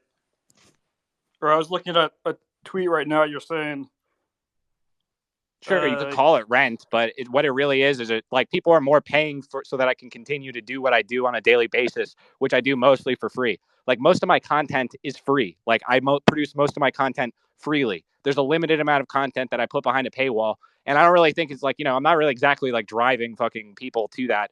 I wish I could do everything for free, and that I didn't have to charge anyone at all. But I also do have to survive. yeah, but it's Unfortunately. like, but I guess like the point, or like I don't know, like I'm not, maybe this would offend you, I'm not sure, but like like you kind of have an affinity with you want to have an affinity with proletarians, but it's like the only way you can really achieve that is through like Yeah, that's cultural. like a religious doctrine to me. Like I feel like I have faith. Like I have no like I'm a Christian, therefore like this is what I'm called to do. Like it's something beyond just like I'm going against my own material interests here. Like I could be like that guy and I could just lie and say a bunch of bullshit, ideological nonsense, and probably make a lot. I YouTuber, right? I could be Vosh. I could be Destiny. I know how to do that. I could do that. I could produce that kind of speech too. There's probably more demand for that kind of speech in the market, right? So like I Well, could produce something else to make more money, but I'm actually shooting myself in the foot. I'm getting like a lot of negative feedback and shit all the fucking time. But I'm doing that because like I authentically believe what I'm saying. You don't have to believe me that I'm saying that, but I'm just telling you the truth. no, wait, oh no, I believe like you sincerely uh have like want to support like proletarian or like communism or whatever, but I'm more basically just saying like I kind of like, isn't this kind of more like it's like a cult? It's more like a cultural conflict, not really like. What do you mean? Everything is a socially mediated conflict. What's culture if not like society, like the social realm? Well, just as far as like the Marxist like taxonomy of classes, like as being like No, the Marxist taxonomy of classes is derived from the payouts accrued for the type of labor that you're doing. It's a material relation. It's not based off of cultural differences yeah. or like aesthetics or something. It's a Th- material hard that's what I mean. science. It's not like I don't really view your arguments with these people as a material conflict between different classes. It's more like it's a cultural difference I between don't. different. I disagree. I mean, I guess you could say that where it is a cultural difference in the sense that like I'm trying to build proletarian class consciousness and they're trying to build what they call, I don't know, worker class consciousness, whatever the fuck that means. And like, yeah, like it's more of an intellectual conflict. Like I just strongly disagree with their definitions and descriptions of reality. You see? Like I just Yeah, strongly disagree with them. So I believe that what I'm saying is true. So I come into conflict with people who believe what they're saying is true, and then we have a dialectic over like our definitions and descriptions of reality, and that's what's occurring. You could call but that cultural, I guess, but I would say it's like what is it? It's the agora. It's like what did Socrates do? This is just like debate, dialectics. It's philosophy, whatever you want to call it. oh yeah, but I mean, but you would agree, yeah, like you would agree that a cultural conflict is kind of different than the specific Marxist concept of like No, because material class. I mean, no. I'm again like I'm not really well versed in Marxism, but I So know what do you that want? like What are you trying to Marxists accomplish aren't gonna here? like What are you prefer. trying to accomplish here? I know what the other guy was trying to accomplish, but I have no idea what you're trying to accomplish. Like, what is your goal in speaking to me? What are you trying? Because like I let you on here. I don't know what the fuck you want, but what do you want? What it's like because you're not actually part of the Could you answer the class, like questions that I you're not asked part of you the at the very proletarian least, class, so it's sir, like sir, sir? you I gotta could and mute you you. couldn't I'm support. gonna mute you. I'm gonna mute you until you start acting right. Okay? Could you, at the very least, I've let you into my space here. I'm going to ask you a question. Could you try to answer the question? What do you want from this? Like you're on here, you want to talk to me. What do you want out of it? What is your goal in being here? You can speak now. That's the end of the question. Just answer that question, please. Unmute yourself. You can hear me. Yeah. So please answer that question. Well, I'm saying I view your conflict with the Starbucks workers as more of a cultural You're not conflict answering the rather question. than. All right. I'm going to mute you again. I'm going to repeat the question. This is your last chance. If you can't answer this question, you got to go. You got to go. I'm sorry. But what do you want out of this discussion? What is your goal in being here? I invited you on. I don't know why. I don't know why you want to be here. I don't know what your goal or intention is. I don't know what you're trying to do. I feel like you're just confused. So if you say like, I'm confused about this, could you clear this up for me? I can do that for you as a service. But because I'm a service worker, I don't know what service of mine you're trying to contract from me right now. So for both of our benefit, could you explain what are you doing here and what do you want from me? You can unmute yourself now. I want you to see that your conflict is a cultural one, not a. Okay, so you want me to say what you want you want me to say something that you were trying to tell me to say to you. That's what you want? You want me to repeat back to you what you're saying. That's what you want.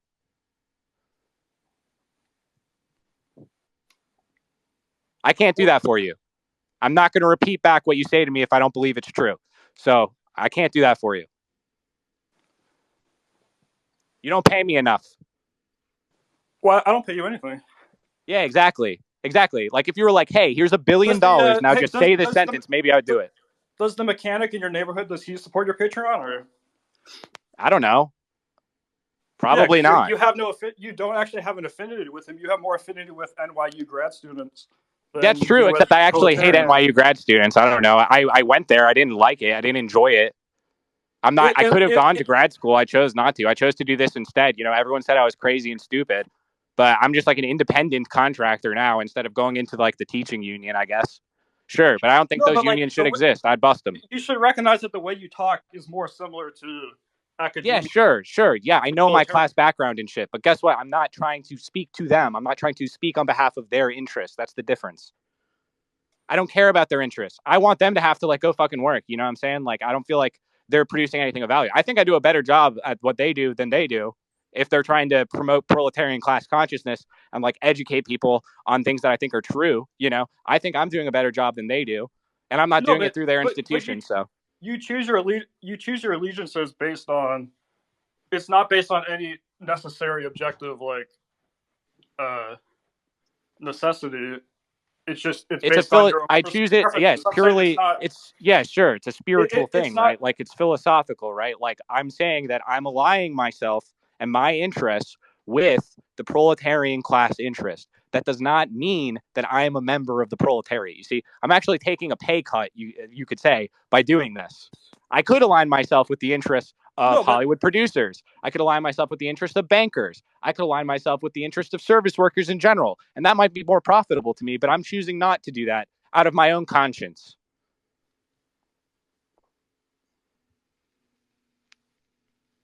There's no other reason. Nobody's forcing me to do this, if that's what you're thinking. There's nobody forcing me to do this. I'm choosing to do this. I'm not complaining about it. I'm just telling you what it is. I'm on this call to try to argue that, in my opinion. Okay. Well, so you just want to tell me your opinion. You're here to just state your opinions to me. That's what you're here for? The neighborhood knows that your allegiance to him is just contingent based on your own decision, and you're not actually that deeply entwined into his own situation. Like you could leave at any time and just start, okay.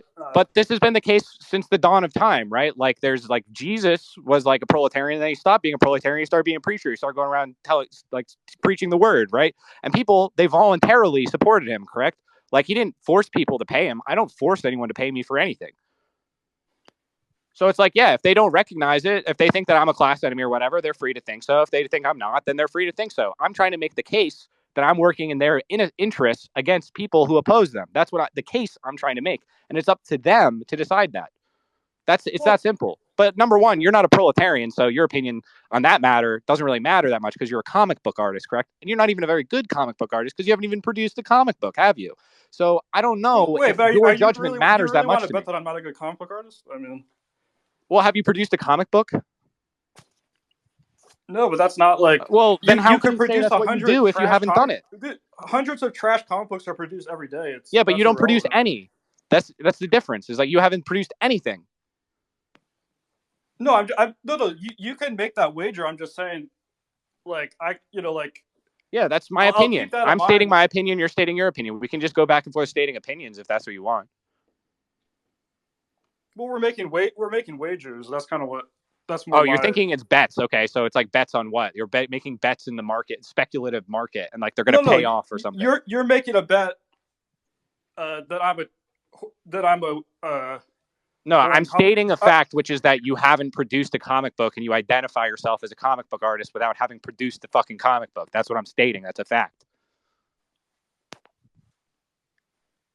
Yeah, but like, okay, so you because agree you that that's haven't a seen it, fact, there's correct? no way for you to You know if agree it's that good or that's a not. So like, fact. you're You making a agree that blind it's a bet. fact that you identify as a comic book artist, but you have not produced a comic book, correct? That's just a fact. Well, no, I have a fine arts degree. I didn't have an illustration or comic. Like, I didn't go to Yeah. comics See, trade I school at don't all. support your class interests. Like you and me might be actually part of the same class, but I think you were fucking shitty, and I think that you don't do a good job of what you're trying to do. I think you provide a very poor service, and I think you'd be better suited for proletarian labor, and maybe that you'd be more educated by like the realities of the world, and maybe you'd actually like try to produce something at all instead of speculating and making wagers, as you say. Or wait, so you're gonna put me to work in a camp or something, or what? Yeah, I'm going to send you the land bridge. I think it would do good for you. I'm not saying this with any hatred in my heart. I think it would actually help you. I think it would like Okay, humanize so you. now you're doing 2016 Chapo jokes or like Gulag jokes. Like, I mean, No. I don't think they talk about the land bridge. I don't know. Have they talked about the land bridge much? I don't know. also, what this thing of like accusing people of being fascists? Aren't you kind of copying that from M. Crumbs? No, because M. Crumps is a fascist. His dad's literally like a CIA agent. So I don't know. No, but the rhetorical gesture of calling people It's not a fascists, aren't you rhetorical kind of gesture. clipping that from him? I'm stating an assertion. It's not a rhetorical gesture. I'm asserting that this class has the interest of fascism. That's what I'm stating. But I mean, isn't fascism like a pretty syncretic like Yeah, movement? Like, exactly. it's just a bunch of Syncretic. different. Isn't it Yeah, kind of a yeah, it hodgepodge of is. different It like? is. Like all the service workers, they're all like, well, I'm an anarcho-tribalist, and I'm an anarcho-syndicalist, and I'm an eco-anarchist, and I'm a queer anarchist, and I'm an anarchist without adjectives, and I'm an egoist anarchist. And all of these people, they have all these seemingly formally distinct interests, but they actually all form the same interest. That's what I'm saying. They're all fascists. All anarchists are fascists. Fascists and anarchists are the same thing. But isn't Alan Moore your favorite comic book artist? Yeah. You don't consider him an anarchist? I don't know. He calls himself an anarchist, but I don't think he's like that much of an anarchist in some ways. And I mean, I'm like a little sussy on his like Crowley and stuff. But I think a lot of artists, especially in the English tradition, are drawn to a form of like anarchism in that sense. Like for instance, Tolstoy called himself a Christian anarchist, and there's a lot of people who mean these terms in various different ways. I think in essence, Wait, so Angloid's got a pass then? That's what you're saying? No. I'm just describing to you the rationale behind why someone like Alan Moore would call you're himself giving an him a pass anarchist. because he's a good comic artist. You're willing to like. Yeah, I mean, I can appreciate someone as an you find artist out I'm a without good saying that comic they're a artist, good you might be. political economist. Like, I don't think Alan Moore is a great political economist. I think he makes good art, but that's different, right? Yeah, but you're still giving him a pass. I mean, that's just my point. It's not really a pass. If I was to talk to him and I was like, listen, I think anarchists are fascists. Go get Alan Moore, bring him on to my show. I'll talk to him about this for you. If you can get him on here, I'll talk to him the same as this. I'll be like, hey, I respect your work, but I think anarchism is fascist, and I would make the same exact argument. You'll just have to listen to his appearance on Chapo Trapos. Okay. Yeah, I'd say like you're probably wrong about China and all these other things. Like I think he's wrong about a lot of things. I don't know. I'm capable of liking people even if they don't agree with me. To talk to you. I'm capable of liking an artist even if I don't agree with their opinions. Like, I mean, do you think if Alan Moore listened to the way you've been like you talk oh, to would people Alan on Moore these think I'm streams, cool and epic? you, Ooh, I'm shaking. Would Alan Moore think I'm cool and epic? Ooh, I better do anything I can to receive his recognition. Ooh, I don't care about his recognition. I only care about the recognition of God. I'm just, yeah. I mean, I'm just saying, like, I just think you have to be more like, if you have specific goals, you just got to make sure you don't do stuff that's counter to that. Like, I'm not. What am I doing that's counter to my goals? I think you're presenting yourself in a kind of unappealing way. Like, okay, maybe it's unappealing to you, but maybe I'm not trying to appeal to you. Maybe actually being unappealing to you is something I want to do. I actually want to be unappealing to people like you because I find people like you insufferable. Wait, what person like me? Oh, you mean like Lumpin or what? Yeah, you're just a lumpin. Like, I think you're insufferable. All right, but I mean, you have it. You guys are constructing camps to put me in, right? So Yeah, we're gonna proletarianize you. I don't know. Maybe we'll give you a nice like you can be like you can be like a garbage man or something. You can go do some real work. were you ever concerned you might end up in one of the Chapo camps, or? I mean, I'm kind of concerned about the fascist dictatorship of America. Yeah, I'm a little concerned about that. Oh, yeah, because you've read Evola, so you kind of understand that kind of thing. Well, yeah, I kind of see it all coming together. Don't you see it all coming together? Like you got like Richard Spencer supporting the same positions as Chapo Trap House ultimately. Like, is that interesting? Like, yeah, I see that sort of service worker class consciousness, that reactionary class consciousness coming together in a very strong form right now under the Democratic Party. So yeah, I'm a little So concerned about that. how deep into NRX were you? Pretty deep, I guess. I mean, I read a lot of it. I don't agree with all of it at all, really. But like, I think that they actually made some good arguments about the necessity of authority that actually like Engels would agree with. So like on that level, like, I don't know. I don't really have a problem with reading a bunch of people I disagree with. I mean, I'm talking to you and I strongly But disagree with you, right? You would say Moldbug had a big influence on you, or? When I was younger, definitely, but I've definitely surpassed him. If anything, he's been stealing my book recommendations. How do you steal it? That's really. Oh, well, he started promoting Wyndham Lewis's The Art of Being Ruled long after I popularized it on the internet.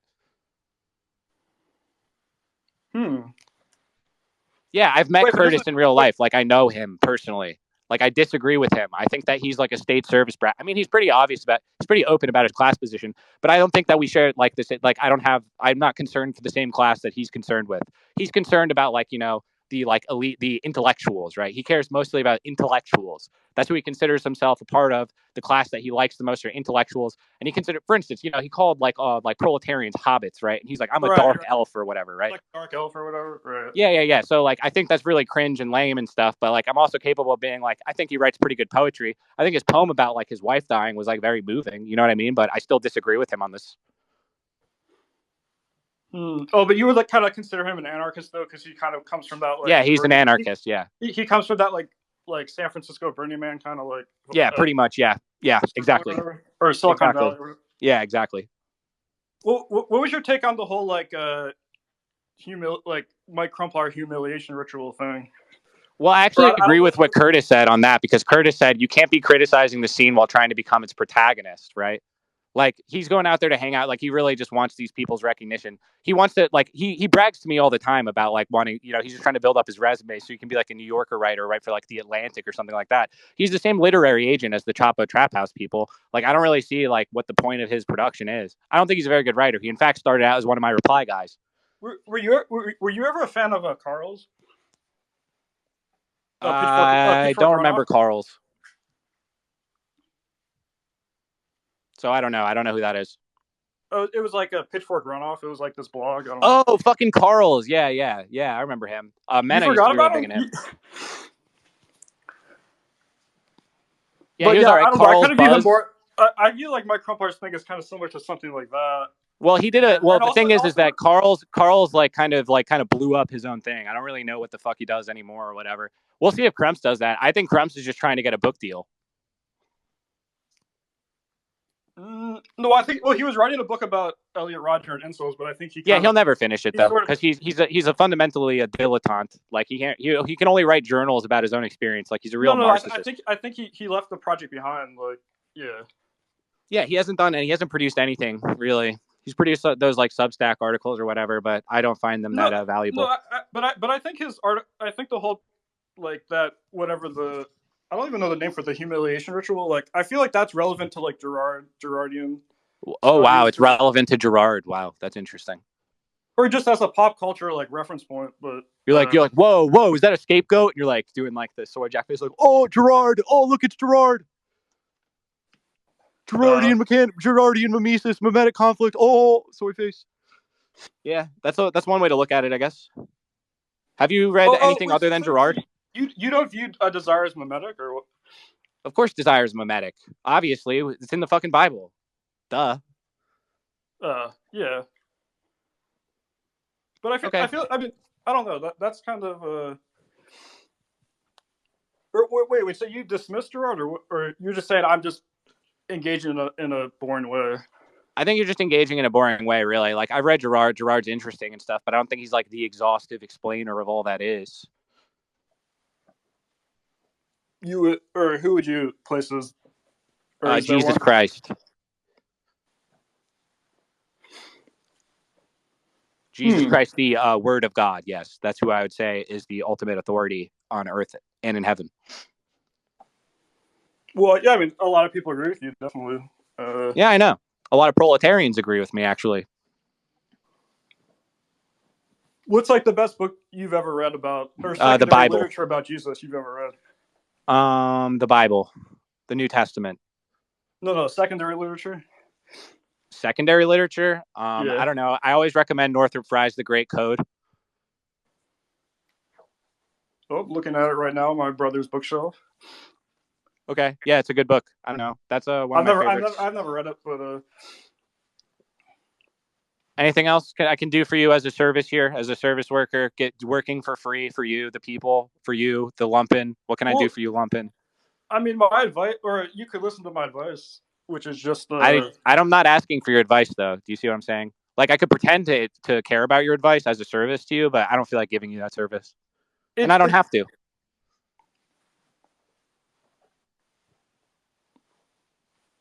Oh, did you block? Did you block? Wait, did you kick me or what? You're right here. You're right here. I mean, I probably should kick you. You're not producing that would have been the anything of perfect value. time to kick me. You could have totally dominated me. Like, well, maybe that's not what I'm interested in doing. Maybe that's a projection on your part. Maybe I'm actually just getting bored of you, even though I've been engaging in good faith here, trying to figure out what the fuck you want from me. And I'm still thinking that you're just trying to teach me a lesson. Like, you've been axe grinding like tonally this past few hours or whatever, or what I'm doing is just like repeating something that I believe to be true in myriad ways. That's all. No, like, because my advice is just to talk slower. Okay, I didn't come to you for speaking advice. Do you remember how I'm the service here and not you? Like, you're thinking that like I contracted your service for you to give me advice on what I'm doing, but I think I'm doing a perfectly good job of what I'm doing. I'm content with my own performance. A lot of people here are probably content with my performance. Well, do you experience like ASMR? Do I? I don't know what the fuck that means. You know those videos on YouTube where it's like relaxing. I've never got into that, so I don't know. No, but I'm saying like if you just speak quiet, like if you just have a more calm, relaxed way of speaking. Maybe I don't want to. Maybe I don't want to make people feel that way. Maybe I want to rile people up. Maybe I'm an enthusiast. I consider myself an enthusiast, you know, like the early Christian enthusiast. Like, I'm enthusiastic about what I'm saying. I'm passionate. I speak with passion because I am passionate. That's true, though. I think you should pivot away from Twitter to just Twitch and YouTube and just kind of be more like a Destiny type. I don't really want to do that, though. Like, I don't want to do that. Is the thing. You're like edging toward it by having these spaces, right? Kind of, but this is a different medium. This is a different medium in its entirety. For instance, right now I'm actually picking this bunch of shit that accumulated in the sole of my shoe when I went for a walk this morning, and I don't think that would be really good video content. I think it's fine if people don't see that, you know.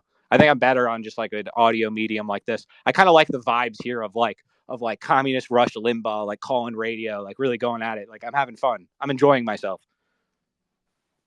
Yeah, I mean, it's just free advice I'm giving you. It's not, you don't have I know, but I didn't ask for it. If you remember, I told you I didn't ask for it and I didn't care for it. So you're just doing it like, just, you know, I'm just dealing with you. I'm being patient with you. I don't know why.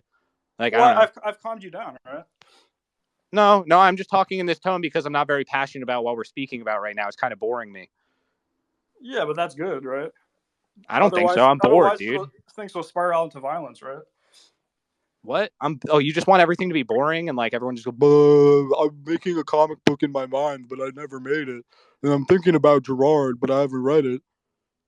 Wait. So when you're in church, people are yelling and screaming, or are they quiet? Well, no, I don't go to church. I like preachers. I like the people who are preaching out in the street. You know, like when you walk in the cities and there's a guy being like, repent.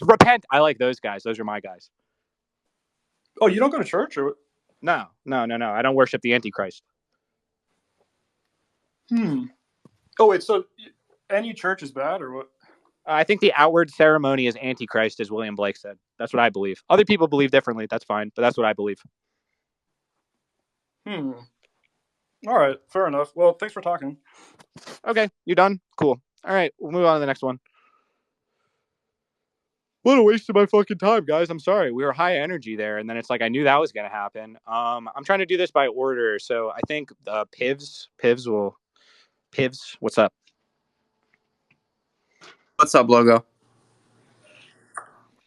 Not much, man. Just doing this. Yeah, I joined kind of late, so I hope it's not too far afield. But Loki, I wanted to ask you because I remember you talking about Melee a while ago. Who do you play in Melee? So what my favorite thing to do, like, I mean, I played every character a million times. Like I used to like just doing random versus random, and I've like learned how to play all of them.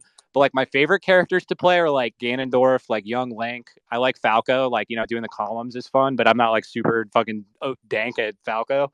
I really like Young Link though. Like I like doing the wall jumps and stuff. I've got like good bomb strats, like dropping them on platforms and shit. I love like the chain tether with the wall jump is so fun to do. Yeah. You know, I like those kind of characters. I have a pretty good Marth. I like playing Ness too sometimes. I like playing Bowser and DK. I don't know. I just love the game, dude. You know. Yeah, it's pretty fun. Did you do you still like follow the pro scene, or were you ever into it? Not really. Not really. I used to follow it more when I was like younger, I guess, and it was like more recent, like before like Ultimate. Like remember when like Brawl came out and then like they tried Brawl for a while and it like sucked, and then the Melee scene got even bigger. Yeah. That was probably the most exciting time for like competitive Melee. I used to play at Nebs in New York back in the day. Like I met I got stomped by hacks like once. Yeah. No, that's super fun. Did you ever get into Project M? Oh, dude, I fucking love. That's my favorite one, dude. I love Project. Like in college, dude. Me and my roommates played so much Project M. Ganondorf and Project M with the float. Whoo, so fun. Yeah, dude. And before they nerfed Mewtwo in Project M. Oh, dude, yeah, that shit was nuts. Dude, yeah. I could talk about Project M forever, dude. I miss it. I wish that they hadn't blown it up. I wish that like, you know, the Project M team had been given like the whole franchise. Yeah, and it's just crazy to me that like all of like post Ultimate, all of these platform gamers, all these platform games that they're trying to make are just trying to interpret some of like the vibes that you get from Melee, like whether it's the stupid. It's not right. None of it's right though. None of it is right. It just doesn't work because so much of it was community driven, and they're trying to bottle that into an essence. And yeah, I think the Project M team, some of them made the Multiversus one. I forget which one, but they were attached to one of them.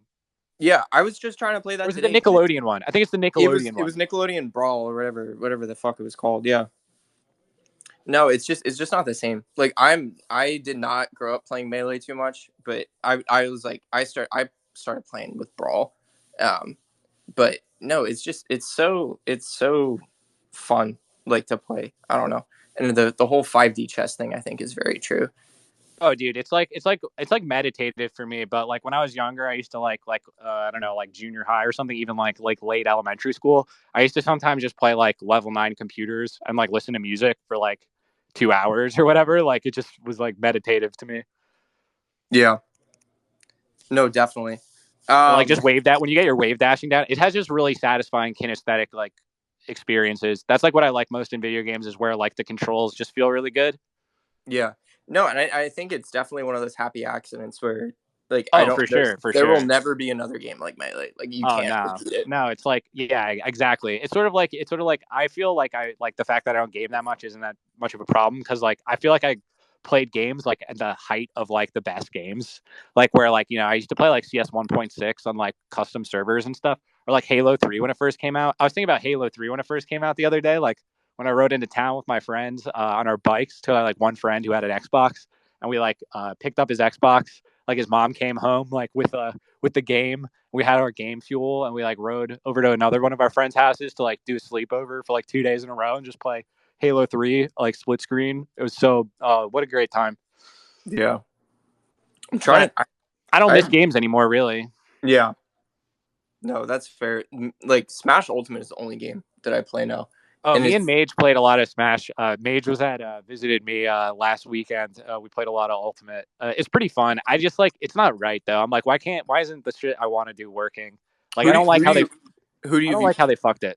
Yeah, who do you try to play? Because I think I might have. I was doing the same thing. We were just doing random versus randoms and stuff like that. But I don't know who I'd play if I actually started playing because like there's way too many and like it seems like kind of annoying to play. I don't know. Like a lot of characters are kind of annoying. because there are so many characters, it's so different than Melee. Because like, if you want to play at any sort of competitive level, you need to learn all the matchups. But if you try it again, I would recommend Diddy Kong because Oh, I his was pretty good most at the Diddy Kong in PM and even in Brawl, like with yeah yeah, he's yeah pretty good. I don't know. I like bigger characters. I was playing a pretty good Bowser. Bowser's so good in Ultimate. Yeah, He feels so good to play. yeah, he feels super good to play. So I'd probably play Bowser. I think if I had to pick. Yeah, Bowser's super fun. I was liking Duck Hunt too. Duck Hunt is cool Oh for like the kind of mind games. I like doing mind oh games and yeah, stuff. the setups you can do. Yeah, it's Yeah. super fun. Um, okay, another random question. Did you ever get into They Might Be Giants? Dude, not really, dude. Not gonna lie, not really. Is it too like nerd rock or like what? I guess it kind of had that vibe, and like I don't know. I just never like encountered it in a way where I like got more into it. Like I've definitely heard some of their songs, but I never like listened to a full album all the way through or anything like that. Yeah, that's fair. My dad was super into it because he went to school in like upstate back in the '90s, and what's so interesting to them about them to me rather is just that like they fully transitioned to like kids music, and then they're just doing like the theme song for like the fucking Disney Channel Well, like mainline sometimes that's shows. good. My favorite example of that is I'm a huge fan of Miracle Legion. They're like from my neck of the woods here in Western Mass. Mhm. And they did the theme song for Pete and Pete, The Adventures of Pete and Pete on Nickelodeon a long time ago under a different band name under the name Polaris. But sometimes a kid's theme song or like like anime like the soundtrack like theme music or whatever can be really good sometimes. Like the Berserk one, the kind of like alt rock '90s like college rock style like Berserk theme song is so fucking good. Yeah, speaking of anime, have you ever watched Monster? No. I think you might like it because it like gets into some weird shit There's with like so many animes that I should probably get into at some point, but I'm still like trying to work my way through One Piece very, very slowly. And I'm doing a bunch of other shit at the same time. But no yeah. Well, thanks, no man. I'm gonna move on to the next one because I don't want to just keep doing like have I heard of these things or whatever. But thanks for coming on, man. yeah, absolutely. All right. Zaniel. I don't think I've talked to you before, so I'll put you up. What's up, Zaniel? Is that your SoundCloud rap name?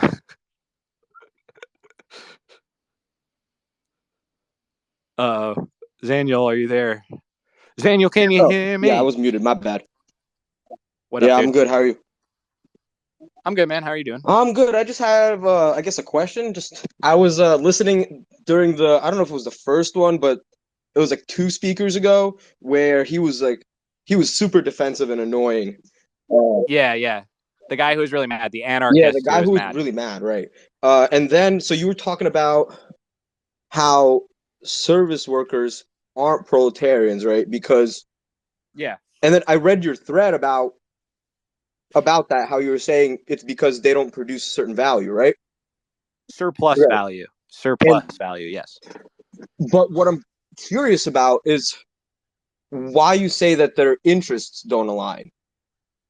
Well, it's because, for instance, where do they get payout from? Like, let's say that service workers are like, we want more money. Right. Where does that money come from? It comes from the profits that are accrued from the surplus value stolen by proletarian labor. So what that means is that their managers, the managers of these managers, et cetera, they're going to have to extract that capital from somewhere, and they're going to extract it from the proletarian. They're going to bring so Starbucks, for instance, Right. they're going to try to like lower costs of production when it comes to like their farms, when it comes to like their truckers, when it comes to all of the things that lead up to there, because that's where the balance of payments comes from. So when those people are advocating in their interest, they're also advocating for the more disciplining of the proletarian labor force.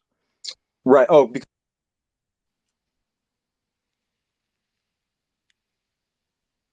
They may not say that this is what they want.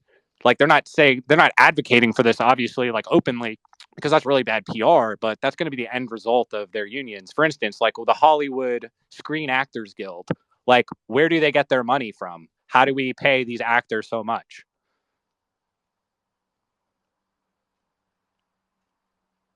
like they work and they get their money from like the profits that the movies make. Yeah, how does the movie make profits? Where does the movie's value come from? It comes from the people purchasing, right? Right. they're going to do is they're going to raise the cost of movies, right? Yeah, I mean, but that makes sense though, right? It's like if you are gonna even with proletariat, it's like if you pay truckers more, then the cost of goods will go up, right? Not necessarily. Not if you're operating at max efficiency. What do you mean by that? Like, why would the cost of goods go up? I mean, I guess they wouldn't, right? Because the argument is that the surplus value is being extracted. So then Yes, I guess you would say that no, you would just pay them more from the surplus value that they would extract. But precisely. What we want to do is where would they take that? They take that from where that surplus value is expended otherwise, i.e., to like retail, etc. So, like for instance, if you want like the people who are stocking a grocery store to make more money, because they're that then what they do is they cut down on the amount of cashiers they have. They have more automation of cashier work, etc. right, I mean, I guess that makes sense. I Yeah, think it does make sense. I think for me the only part where I get hung up on is that I mean, I guess most people who are in those service positions don't really have a choice because we have like such a large service economy. So even if someone actually Sure, wanted to sure. do I guess you could say they're productive like work, coerced or whatever, but at the same time, we have a ton of openings for proletarian labor that are not being filled. Right? Like I was out in Wyoming, they're trying to hire ranchers, they're trying to hire coal miners, they're trying to hire miners of all sorts. If you want to go into like petroleum extraction, etc., there's a ton of jobs open there. Like there's actually a labor shortage when it comes to a lot of proletarian labor. This country's dying for more truckers, etc., etc.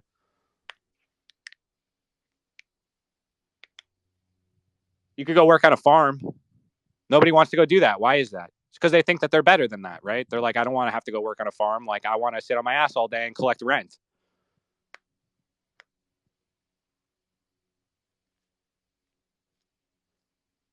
Because culturally, right, we've said like if you work a proletarian labor job, like you're dumb, you're uneducated, you're low class, right? Like that's why people don't want to do it. But we're saying we want to like make those positions like heroic, like where people like in China, right? Xi Jinping's like, I want to be a farmer, because like I want to feed the people, so I'm going to go study how to like do a better job of farming, like in Iowa and stuff like that. Like he saw that as like a heroic endeavor. He was like, oh, farmers are such backwards, bigoted, racist, or whatever.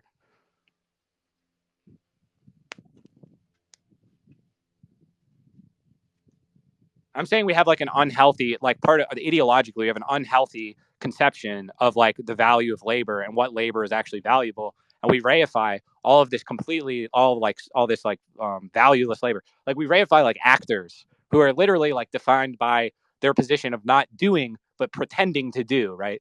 Like they're literally not working. They pretend to work. Like their job is to pretend.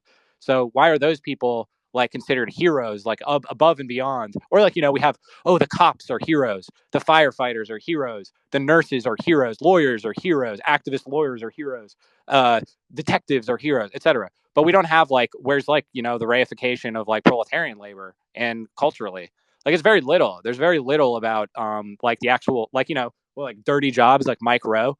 Like really like what culturally do we do to present this form of labor as like honorable or having some type of like transcendental purpose. We don't do it. We're a culture that reifies service work because we're a fascist state. Like that's what we do. We're like, yeah, this actor or this sports player, etc., is worth so much more than the people who clean bathrooms because the market says so. And then we say, like, well, that's God's judgment. That's God's judgment. The God of this world has said that the sports player, the billionaire, the poker player, the celebrity poker player is more valuable to society than proletarian laborers. That's effectively the ideology of our times. So we obviously want to like destroy that fiction and substitute our own truth, which is that the most valuable labor is the labor that actually produces surplus value. We want more people to do real productive labor. Like, I want you to be able to like, make and produce things and, grow things, etc., on land that you own. Like, I don't want you to be saddled by debts and things like that. I want you to be able to like really actually produce things and not like this fucking lumping guy, right? Who's like, I'm a comic book artist, but I don't actually make anything. It's like you give that guy all the time in the world, he's not going to produce anything. But if he was like working, maybe he doesn't actually want to produce anything. Maybe he just wants to like have a secure paycheck coming in for not doing much. But it's like, well, maybe he should go get a real fucking job. Like maybe he should be working at the dump, moving trash away. Maybe he should be working in construction, building things that people need. fabrication of anything. Maybe you should learn how to farm. Maybe you should be doing anything, doing something valuable to society. And then what do you do after that? It's like we want to make sure that those people who actually do produce that stuff, those people have the free time to be able to, like, pursue their talents too. Like, I'm not saying I want to eliminate all service sector jobs. We're just saying that the balance of labor in America is decadent because it's dominated by the services, and the services are dominated by the creditors. So we're dominated by the creditors who use the servicers, the service workers to extract rent, et cetera, from us. Whereas if instead proletarian power and creditor power was at the lowest, then the services would support the needs of the proletariat. And I think the proletariat actually generally has better taste and sense than the intellectuals. So I think that proletarians are the ones reading the Bible. You got all these intellectuals who are like, oh, it's all a bunch of bull, blah, blah, blah. But like proletarians appreciate the best works of art, in my opinion. I think Mao said that the artist uses the entirety of society as his laboratory, right? Like if you're like a real artist, you want to speak like to everyone as much as you can. And that means like encountering all of these different classes, working different things. I've worked proletarian labor in the past, not like all the fucking time, but I've had proletarian jobs and I've had service sector jobs. And if I were to look for another job right now, which I might actually, to supplement my fucking service here, I'd probably go work in some of the few proletarian options that I have around me. There's a lot of factories, metal fabrication plants, breweries, etc. I'd rather be producing something like on that level and learning a skill, or like learning how to raise sheep or something, or like grow things. Like I want to do something real if I'm going to do something like that. Anyway, I saw that you went off, but I was just gonna keep going on that. Nick, you've been waiting a while, so I'll put you on. What's up, Nick?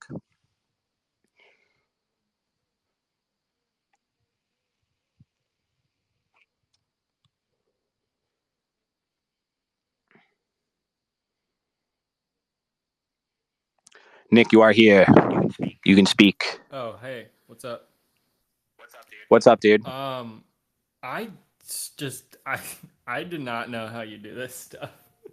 I just tried like arguing with some of those people about the Starbucks thing, and it just like you see somebody that seems like like they're actually like trying to like exchange ideas and they don't seem that angry, and then you just start saying things to them and then they're like, you're stupid, you shouldn't believe that. Yeah, what you're really doing, you're really just revealing the essence of the position. Yeah. Yeah, that was the main thing I wanted to say. All right, well, thanks. Yeah, I mean, I guess that's my appreciate the work that you put in. Say thank you for your service. Yeah, thank you for your service. I did want to You're welcome. You're my customer. You mentioned a little while ago that there was some anarchist collective in Boston that you lived. Oh, it was like a squat house, basically. They were all anarchists in it, like activists going to protest. What neighborhood? I'm just curious. Oh, in Alston. Oh, of course, Right? Okay, that's pretty much all I got. It was disgusting, by the way. Oh, I remember one time I just went like full authoritarian mode. I just cleaned everything. I was like, "You're welcome." Yeah. I'm sure they got mad about it too. Oh yeah, because I like moved one of their things without permission or whatever. Right. Yeah, it was awful, dude. But it was only for like 3 months. Yeah. All right, I'm gonna move on to the next one. Thanks, man. Have a great day. Okay. Ear. What's up?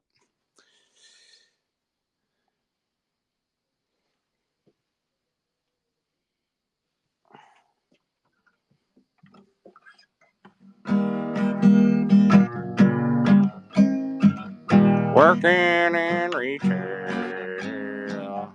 I got the retail fascist blues.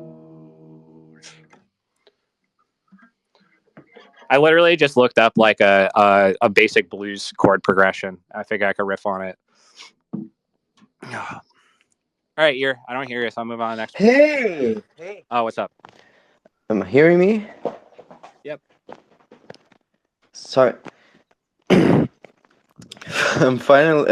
I'm always at work when you're doing these spaces. Finally, you did it on a Sunday. Yeah. Maybe I should do it more on this on the weekends. I feel like more people would be able to contribute, but I don't know. No, yeah, it's kind of. It's also like it's not good to do in a rest day. You're probably just doing this because it's exploded again. This service labor bullshit. Oh, I mean, I just want. I mean, like, I enjoy it. You know, I don't know. People think it's like it's crazy or whatever, but I think it's like I feel when I write something and it generates that response, I'm like, that's a success. You know, a lot of people would be like, oh my god, like that's not what they want. They want a lot of affirmation or whatever. But I actually court like I want that. Like, you know, that's what that proves my point for me. Yes, you radicalize these people into essentially admitting that they think CIA agents are proletarian. Like it's consensus among them that CIA agents are proletarian now. It's crazy. Yeah. It's No, incredible. it is like, but like the thing is that they already believe that, and that's what they're going to believe anyway, because that's Yeah. like what all of that's what their position necessitates. Mhm. Yeah, I've yet to see one of them say that lawyers are proletarian, but it's getting close.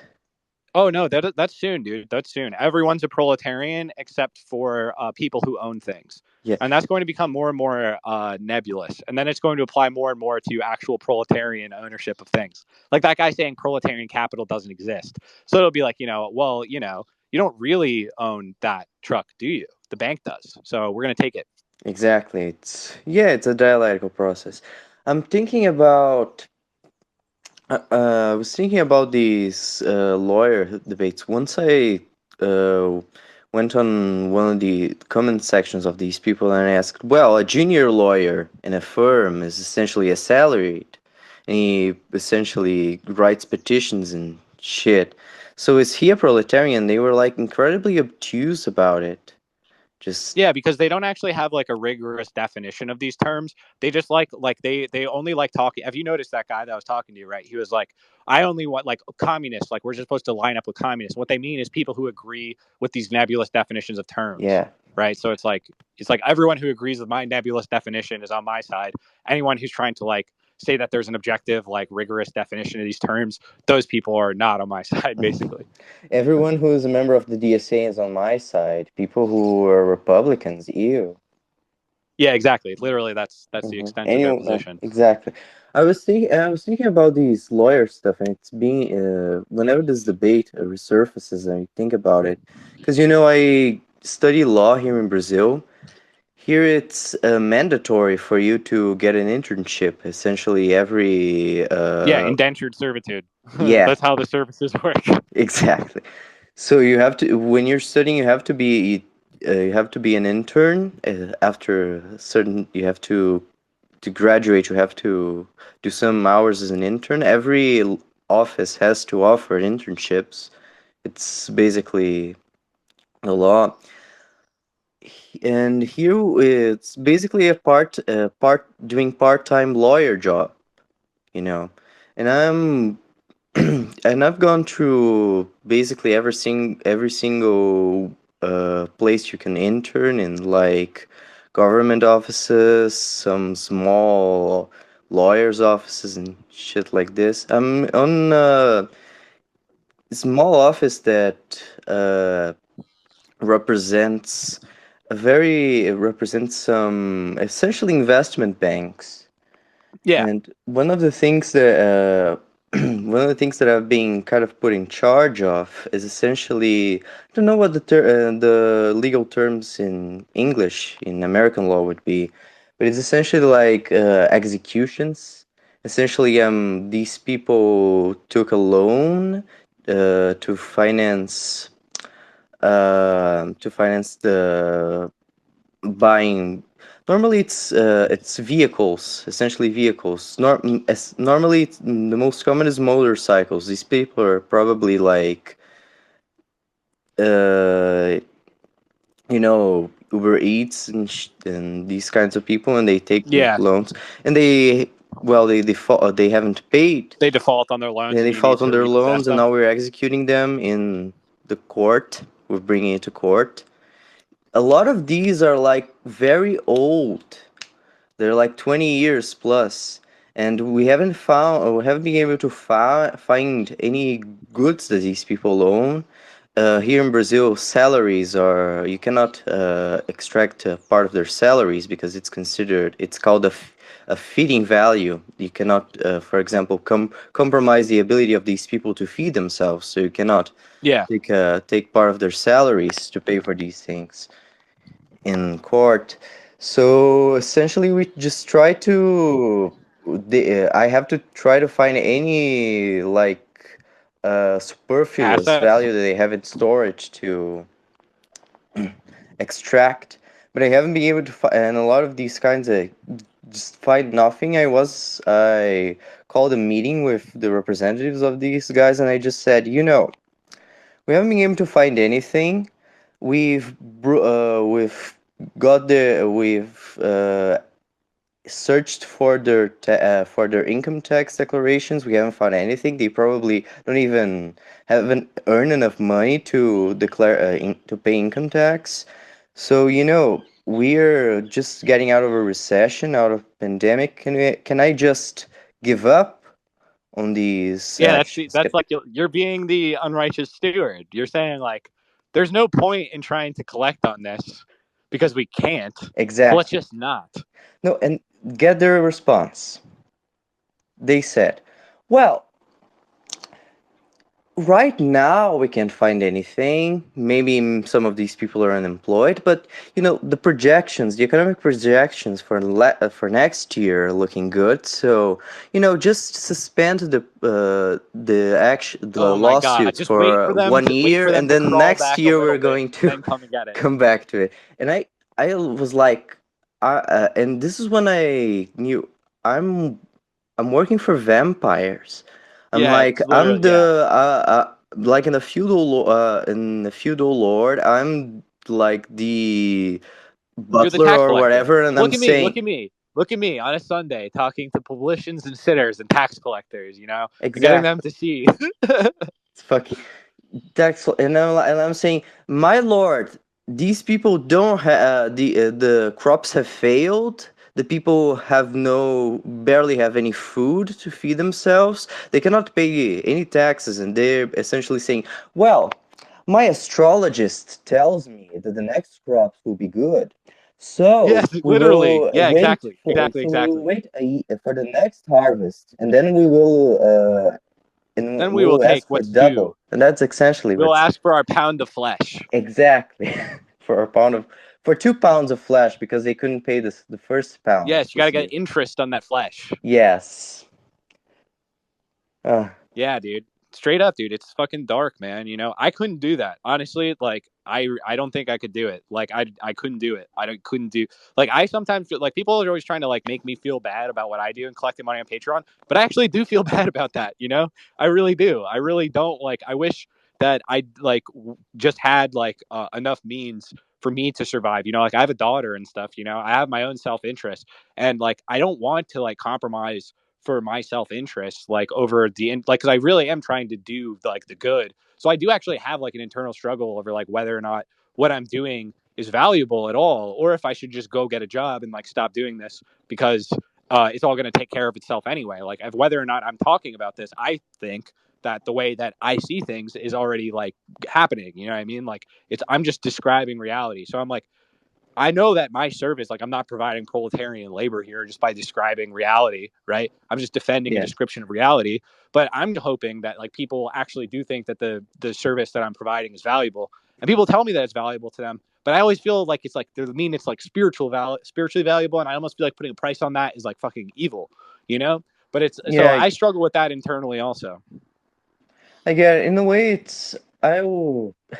I'm kind of too prudent. If I was in our position, I'd be too prudent, not to like ask for a dollar at least. But you don't really paywall anything.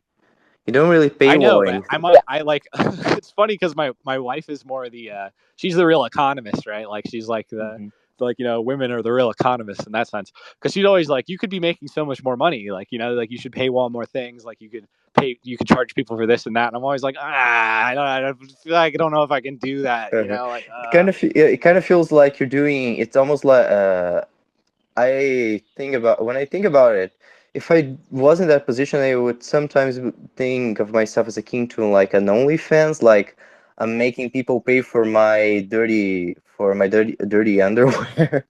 yeah, but I Very like to weird. think that what I'm doing isn't just pornography. I'm like, at least I'm not fucking It's making not pornography. pornography. It definitely isn't. I think what you do, you say it's just a description of the truth. That is correct, but the fact is, most people are essentially so divorced from the truth that they do need a description of it. Yeah, no, I Like think I that's like would say why, that, like I'm actually like, I'm from like a teaching lineage, right? Like I'm supposed to be like a pastor or a teacher of some sort. If you threw me back like 300 years, what would my talents be put to use for? But like I I get really it. like I want to do it for like the people. Like I want, you know what I mean? Like I'm not doing this just to like glorify myself. As people say, they're like, you're humiliating yourself. I'm like, yeah, I know. Like I'm not Mm, glorifying myself at all. Like people hate me. You know what I mean? Like I get it. I, no, I get it. My dad, he has a law degree, but he's a Presbyterian minister. He's a professor of theology in a small evangelical college here. So it's like I'm essentially seeing myself becoming him in some years. It's kind of yeah. like Well, I it's literally don't like really it's like see myself going to effectively working in law. It's like it happens a lot here in Brazil. Everyone has a law degree and becomes a teacher in some very niche humanities stuff. A lot yeah. of people become preachers. It's getting very common here. So I kind of feel like that. Yeah, there's kind of like so like Marshall McLuhan said, right, that like part of like the 60s, the explosion of like televisual media and like, further digital media was people know like wanting to have like roles to play basically, right? And like a Yeah. service job is like a role. Like, if you're a teacher, you're a teacher. If you're a policeman, you're a policeman. You know what I mean? And it's like this is who I am, like, But if you're like doing proletarian labor, it's not necessarily a role. Like you're kind of like interchangeable or whatever. And people are like, "Oh, that Exactly. is what is dehumanizing about it." Is that it's not like this role that we have in like a sitcom or something. Mm-hmm. The pipe fitter isn't like an archetype or something, but the teacher is like an archetype. Um, so Yeah. yeah, that's like that. But like I think that like that type of I don't think it's like bad. Like I don't think service work is like bad in general. You know what I mean? Like, but like I for know. instance, like being a barista doesn't have like the type of like being a lawyer who actually like Abraham Lincoln, right? Abraham Lincoln, the Exactly. Mm-hmm. self-educated son of the working class, was a lawyer, right? He was a self-educated lawyer at the time, which was much easier to do than it is now with all the credential mills and all those Yeah. hoops you got to jump through. But he was a Uh-huh. self-educated lawyer, and he was trying to defend the interests of the people, and like he devoted his life to it, and he suffered a lot for it, and that's what makes him great is like that kind of self-imposed suffering on behalf of the people. So Mm-hmm. I'm hoping I'm not tooting my own horn enough, like too much here, but I feel like I've imposed a lot of suffering on myself, i.e., having to deal with these sorts of people all the time on Yeah. behalf of others, and that's really my service. No, yeah, that's true. I have in university, I have like almost all professors are like, gold star academics who are constantly going in like conventions around the world. There is one guy, he taught political economy. It's obligatory subject here in law school here in Brazil, and he's basically like he's he's not a public defender. He's like a very accessible lawyer. He works basically everything, and he's also an academic, and he works like 16 hours a day. He defends people for pennies. And then I remember in one like little lecture that we were having, the rector of the university, he essentially says, "Oh, you are so friendly with us. Why don't you go? I could you never accepted making a master's degree in Florence like the rest of us. That's why you're losing out. Ha ha ha ha ha." It was kind of like a joke, and this is essentially it. Like, and he was what you once called the criminal lawyer for the people. And Yeah, it's like, no, and he was like, the yeah. butt of the joke to these people. Yeah, no, that's like the same for me, right? Like I am in the same class as these service workers or whatever, but they all like hate me. I'm the butt of their jokes, right? You know what I'm saying? Hmm. Like it's the same thing where it's like I could try to fit in with all these people. I could try, like if I really wanted to, it would destroy my soul. You know, really, honestly, I'd rather Hmm. die. I'd really rather die.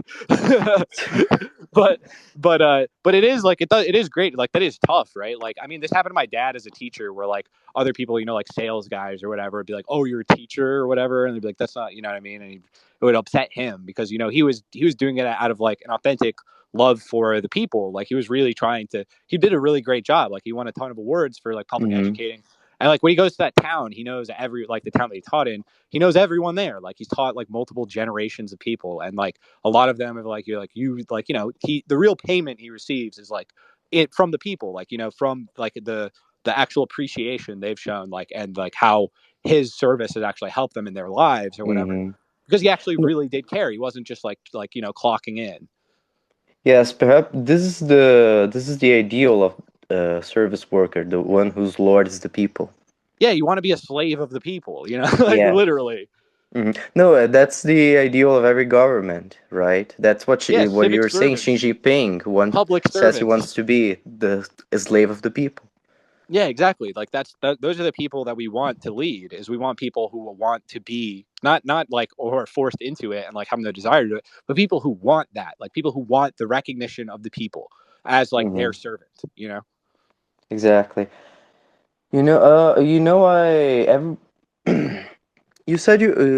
You said you already know the sex. It's a daughter. Then it's a girl. You Oh yeah, said. yeah. Congratulations, man. Thanks, man. Yeah, it's February, I think. We'll see. Wow, it's happened so fast. Wow. Well, not for I me, mean, but for you. yeah, no, yeah, because I'm watching it, Yeah, yeah, because I'm watching the spectacle of it. yeah, Oh God, yeah, yeah, yeah. congratulations, a girl. Yeah, I'm really hyped about it, dude. I'm hyped to be. I was saying today. I was like, I'm getting sick of talking to adults all the time because they're all so jaded about everything. I'm looking forward to have Mm-hmm. like a kid who's like excited and interested in everything. You know. Exactly, and everyone keeps calling you an incel. I know that's the funniest thing. Yeah, I know. And people like say that like you know your wife left you or whatever. People just make up things about me. It's like I used to Exactly. bother me so much more. What I've learned No, over time.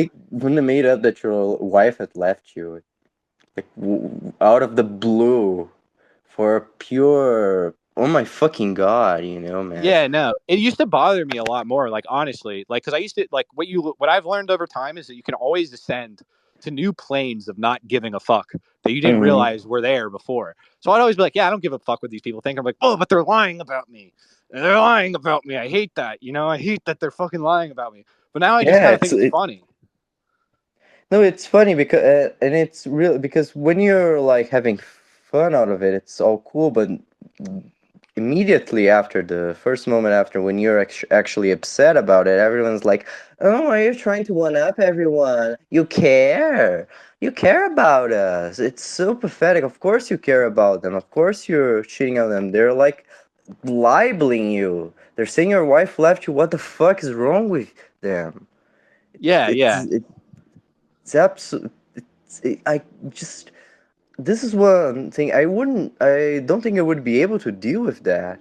I mean, I just think about Christ. You know, literally, I'm telling you, man, like I literally think about Christ every day. Like that is Uh-huh. my fucking salvation is because like it's nothing compared to what they did to him, you know? Like I'm Exactly. you know, I have to I'm trying to reach that level of poise.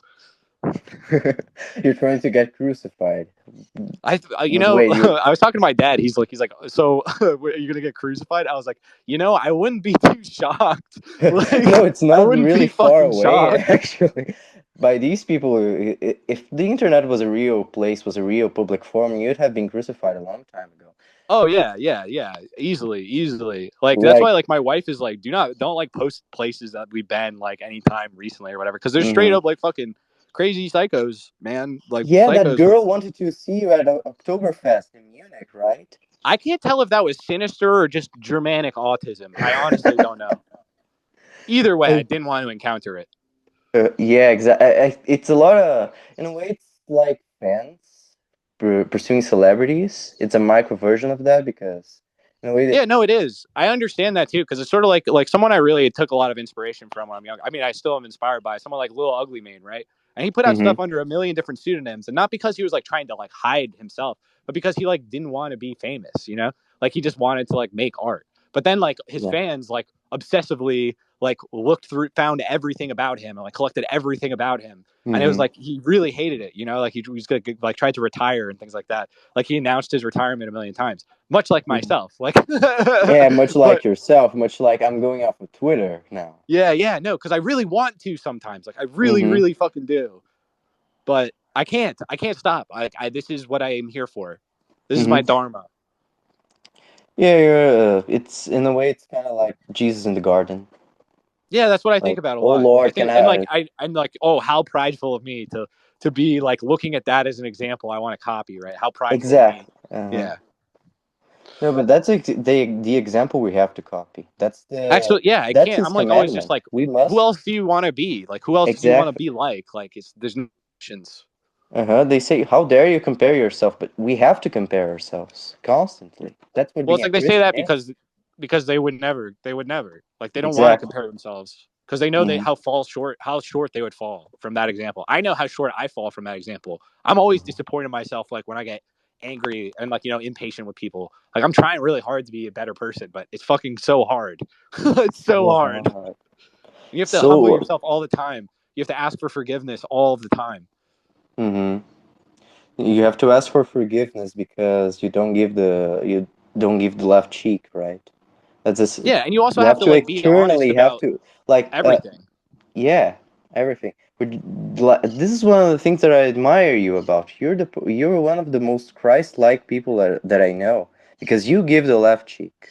Like you're here, you've spent like almost I don't even know if you've spent more than an hour. To me, I listened for half an hour talking to that idiot, that absolute sophist here, And I'm pseudo. honestly trying to help him, and it's like, how do you? Yeah. It's hard to do when they're like that antagonistic. You kind of have to, like, like put them in their place for a second. Just be like, this is what you're doing right now.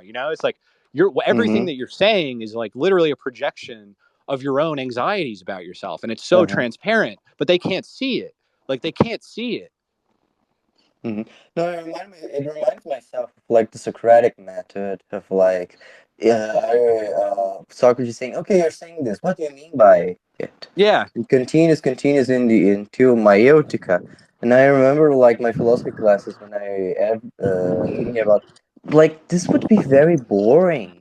But it isn't. People are very very aggressive when you start to question what is the origin of their thought process. When you actually try to delineate their thought process, they're very Well, I aggressive think about it. I couldn't. I think it's especially bad in our current conditions because we kind of have this like, standpoint epistemology that's like popular, like, like that you just expressing Hmm. your sentimentality is like ultimately meaningful and that like you have this like infinite value personally as an individual that like everyone has to respect. Like you Yeah. can't just be like like no, like your thoughts aren't that unique, Like no, like just because you're a person and like you are an individual and I'm an individual doesn't mean that like you are like producing like some completely novel thought, you know? Hmm. Like When I like was you're when falling I into was in the patterns. when I was in the high school, I used to constantly compare my friends to Madame Bovary, but the Yeah. characters in Madame Bovary, and they were very offended about it. They had never read it. They were very Oh, offended my wife about it. just read that. Yeah, because I said that yeah, that's a useful book to read for sure. Uh-huh. But what's so good about that is Flaubert was like, I'm Madame Bovary, like it's like his own Uh-huh. like No, he was that willing to put himself into it. yeah, he was willing to identify with that.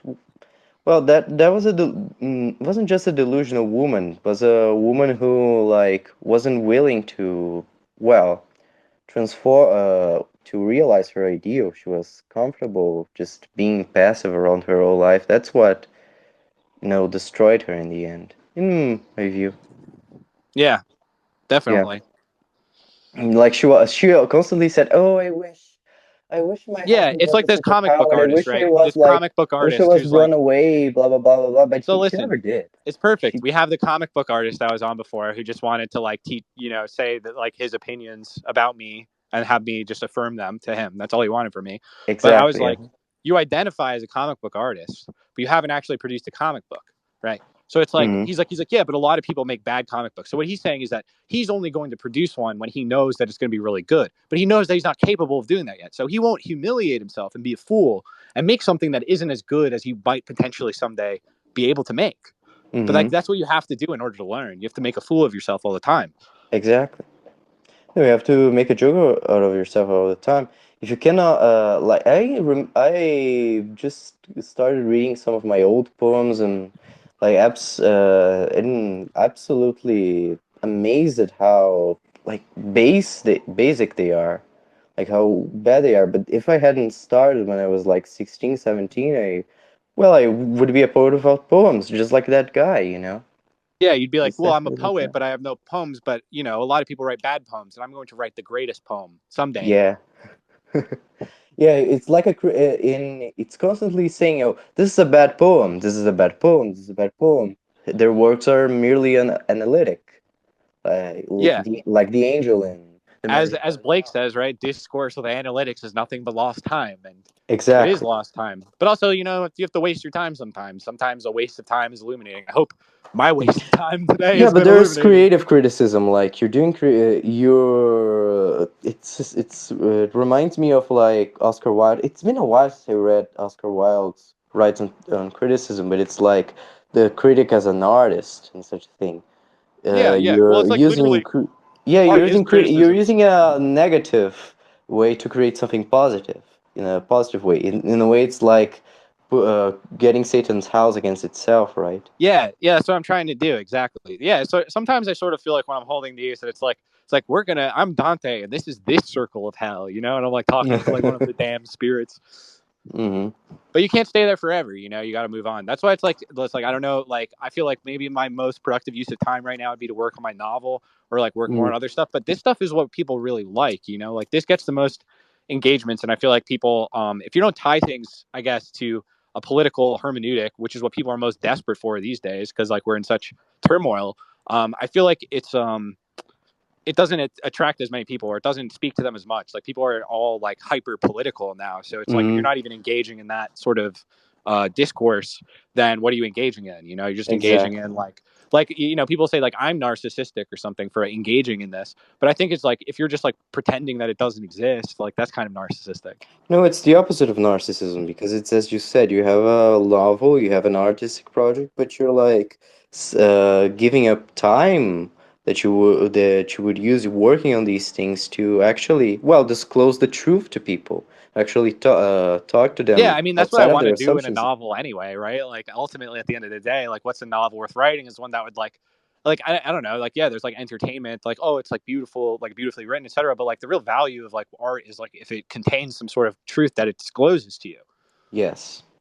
But in a way, do you sometimes?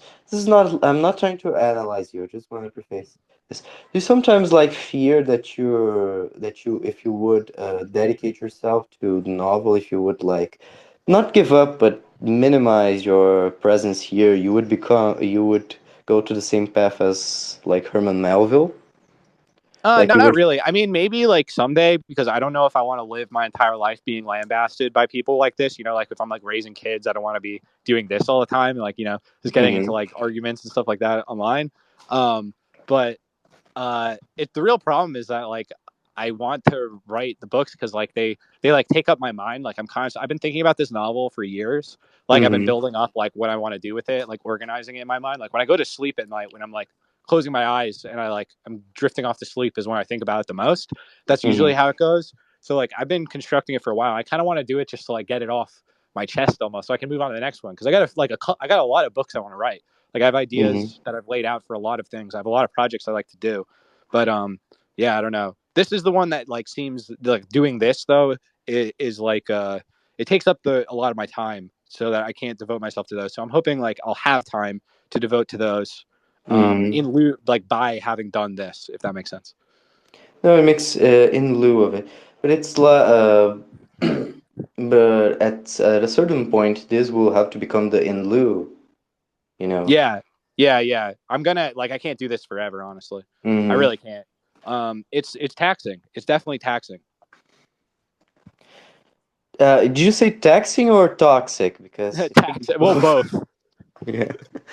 Oh God. Uh, uh, All right, man. It's been nice talking to you, but I think my phone's gonna die pretty soon. I want to see if there's some other people. But fine thanks for coming on, man. five. It's nice talking to you. Nice talking to you too. Thank you for hosting. All right. How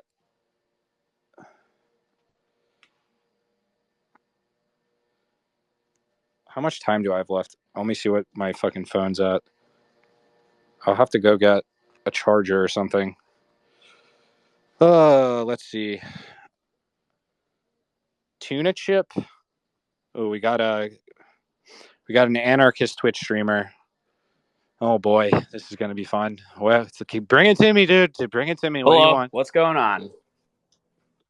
Not much, man. Have you been listening? Yeah, I've been listening. Probably been in for about an hour. Cool. What do you want to talk Cool. about? I guess I wanted to look at. So you're bringing up this idea, and I think that there's a lot of merit to it. A lot of people overestimate, or like people think that anybody that's a worker that has like rent and doesn't own property is a person who has no moral decisions under capital. So that's an interesting thing for me. I wanted to think.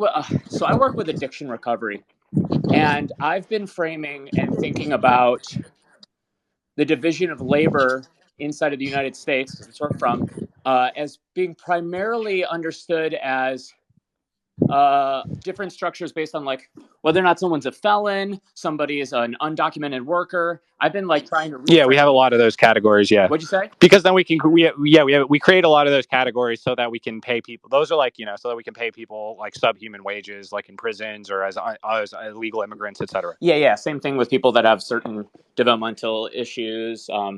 Yeah. Oh no, dude. I knew a guy once, right? Like, his job was to oversee a guy with Down syndrome who was doing work at like a grocery store, and he got paid twice as much as the kid with Down syndrome to watch him work.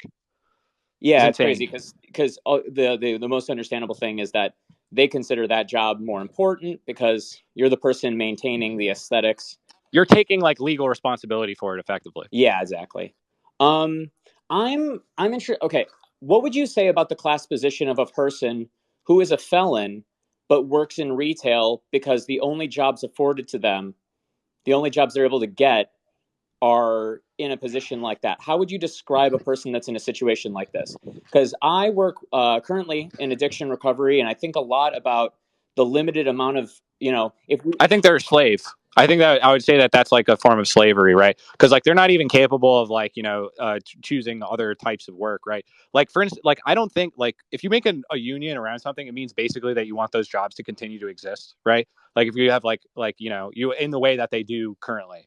So like if there's a job that shouldn't exist, you don't want to create a union for it because then the union is going to make sure that that job exists, even if it's like outmoded technologically or something like that, Sure. right? Let's say. So like that guy doesn't want to be a retail worker, right? Like almost nobody wants to be a retail worker.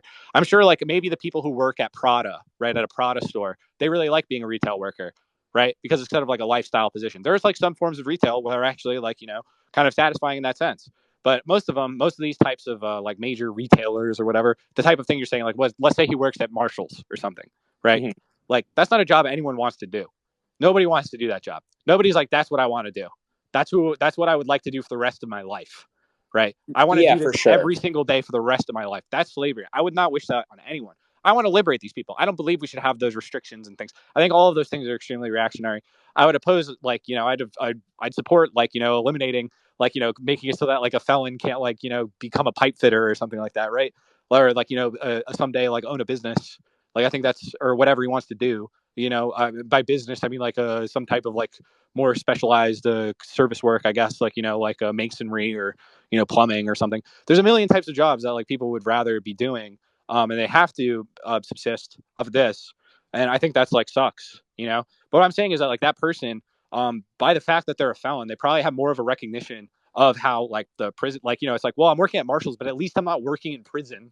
You know what I mean? Like they recognize there's actually worse forms of labor that our economy subsists on than what they're doing. Whereas if you have like a college dropout or something who has to then go into retail, they think that they are the most oppressed people in the fucking world, you know?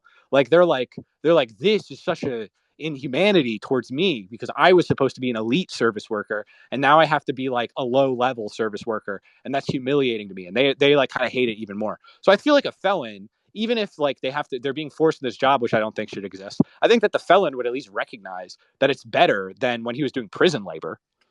Sure. I guess so. Talking about the union stuff is separate from this to me because the main thing I'm curious about and like I'm thinking about there's a second thing that I want to talk about a little bit down the line, but still on the thing of jobs. So I was a bouncer for about 3.5 years. A lot of these customer fronting jobs under capital are jobs where you are extract rent. You're facilitating rent extraction.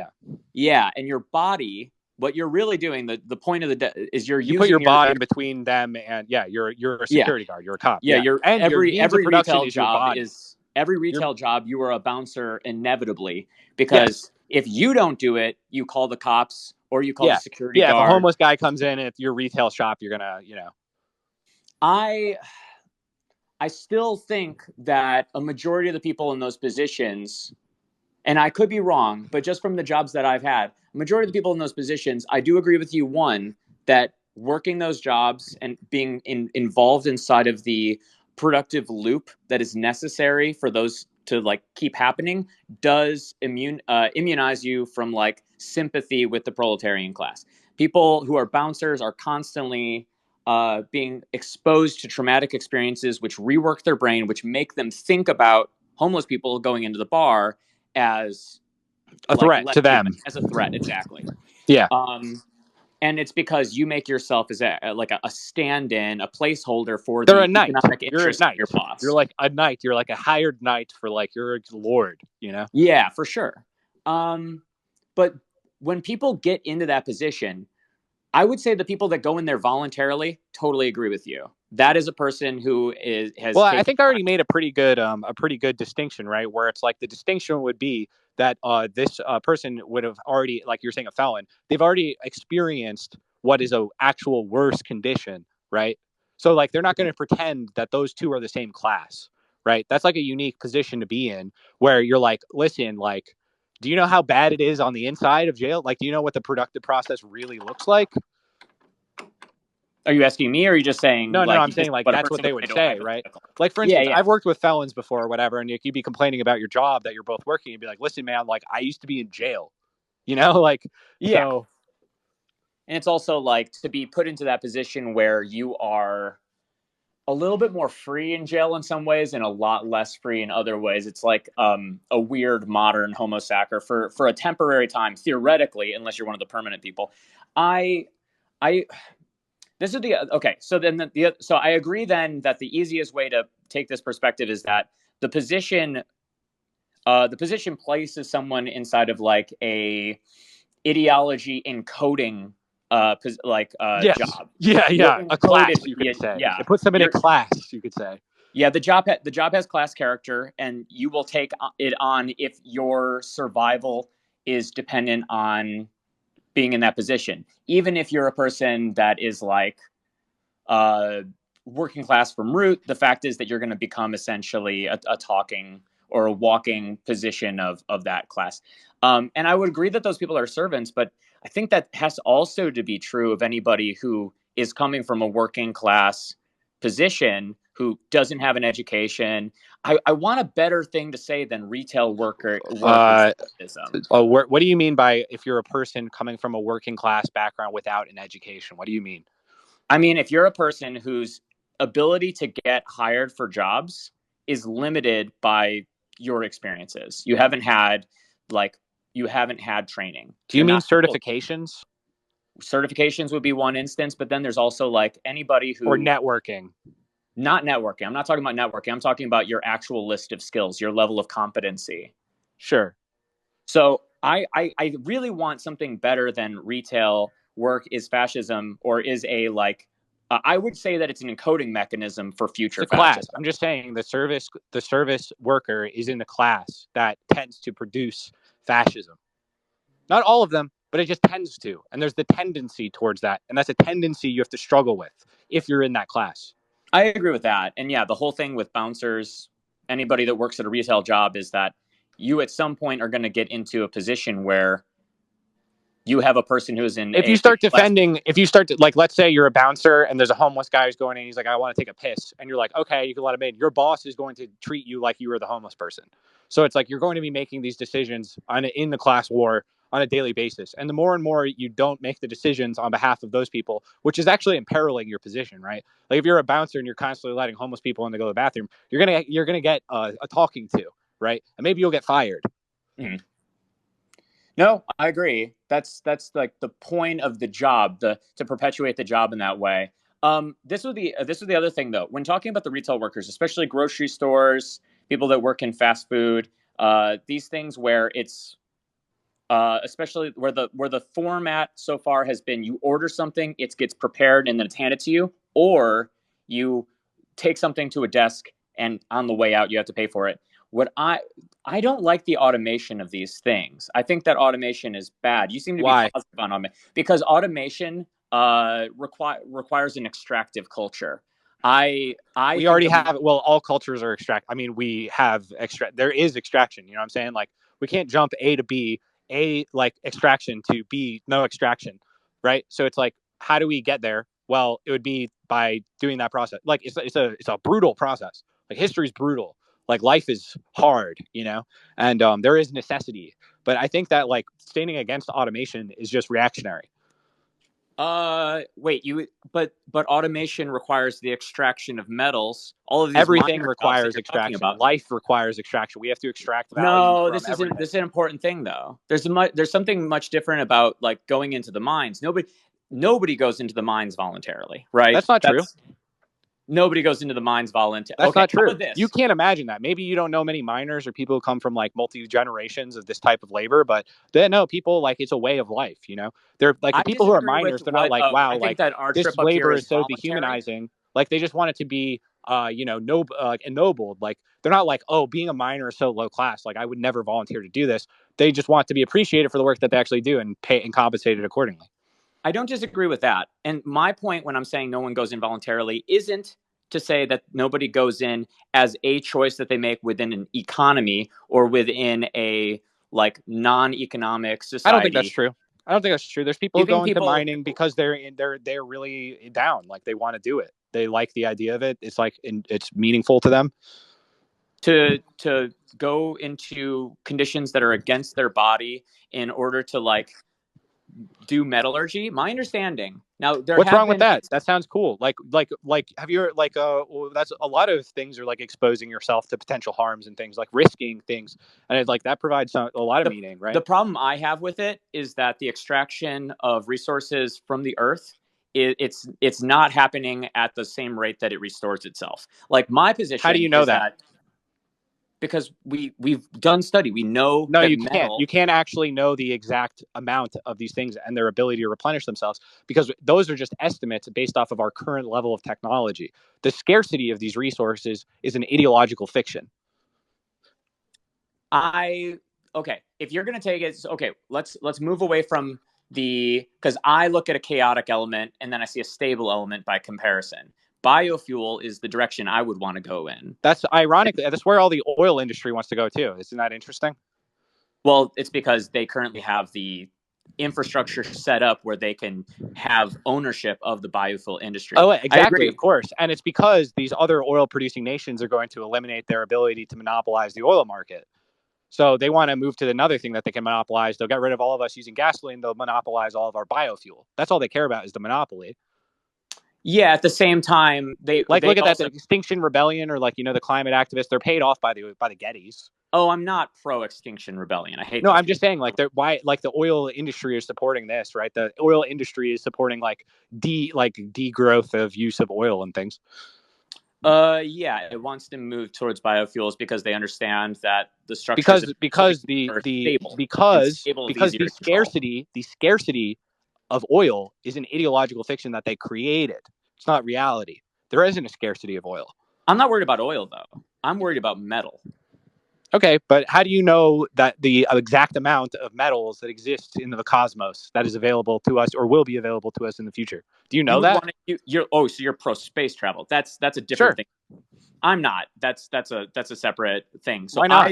You're not. I You don't want to. You want to mine asteroids for things when we eventually create like such a technological like amazing fucking world communism or whatever that we're gonna like expand out and like terraform other planets and like fill the universe with life.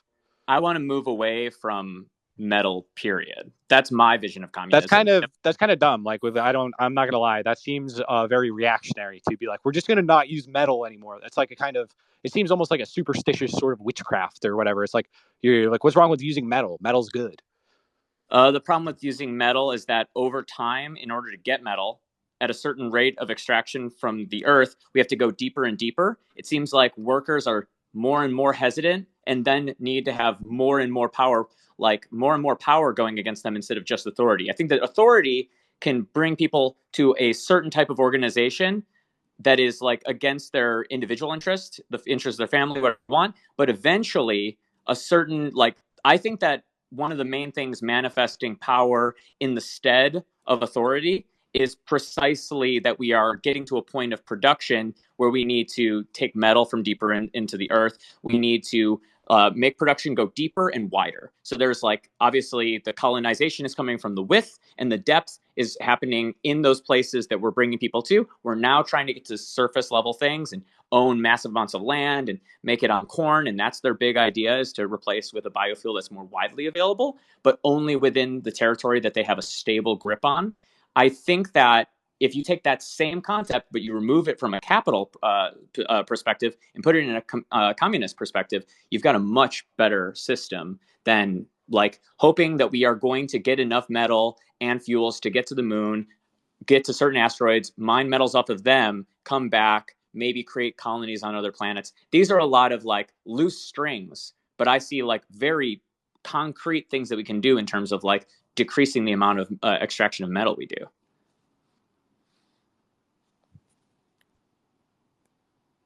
Hello?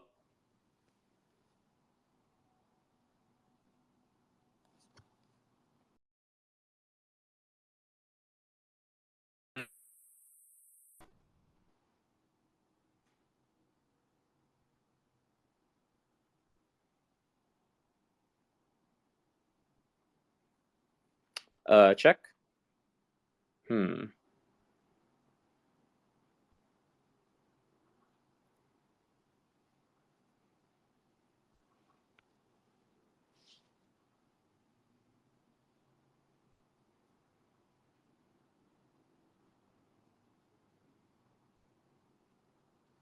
Hello? There's some connection issues happening on the other end, it looks like. I don't know if anyone can hear me, but that's what's going on right now.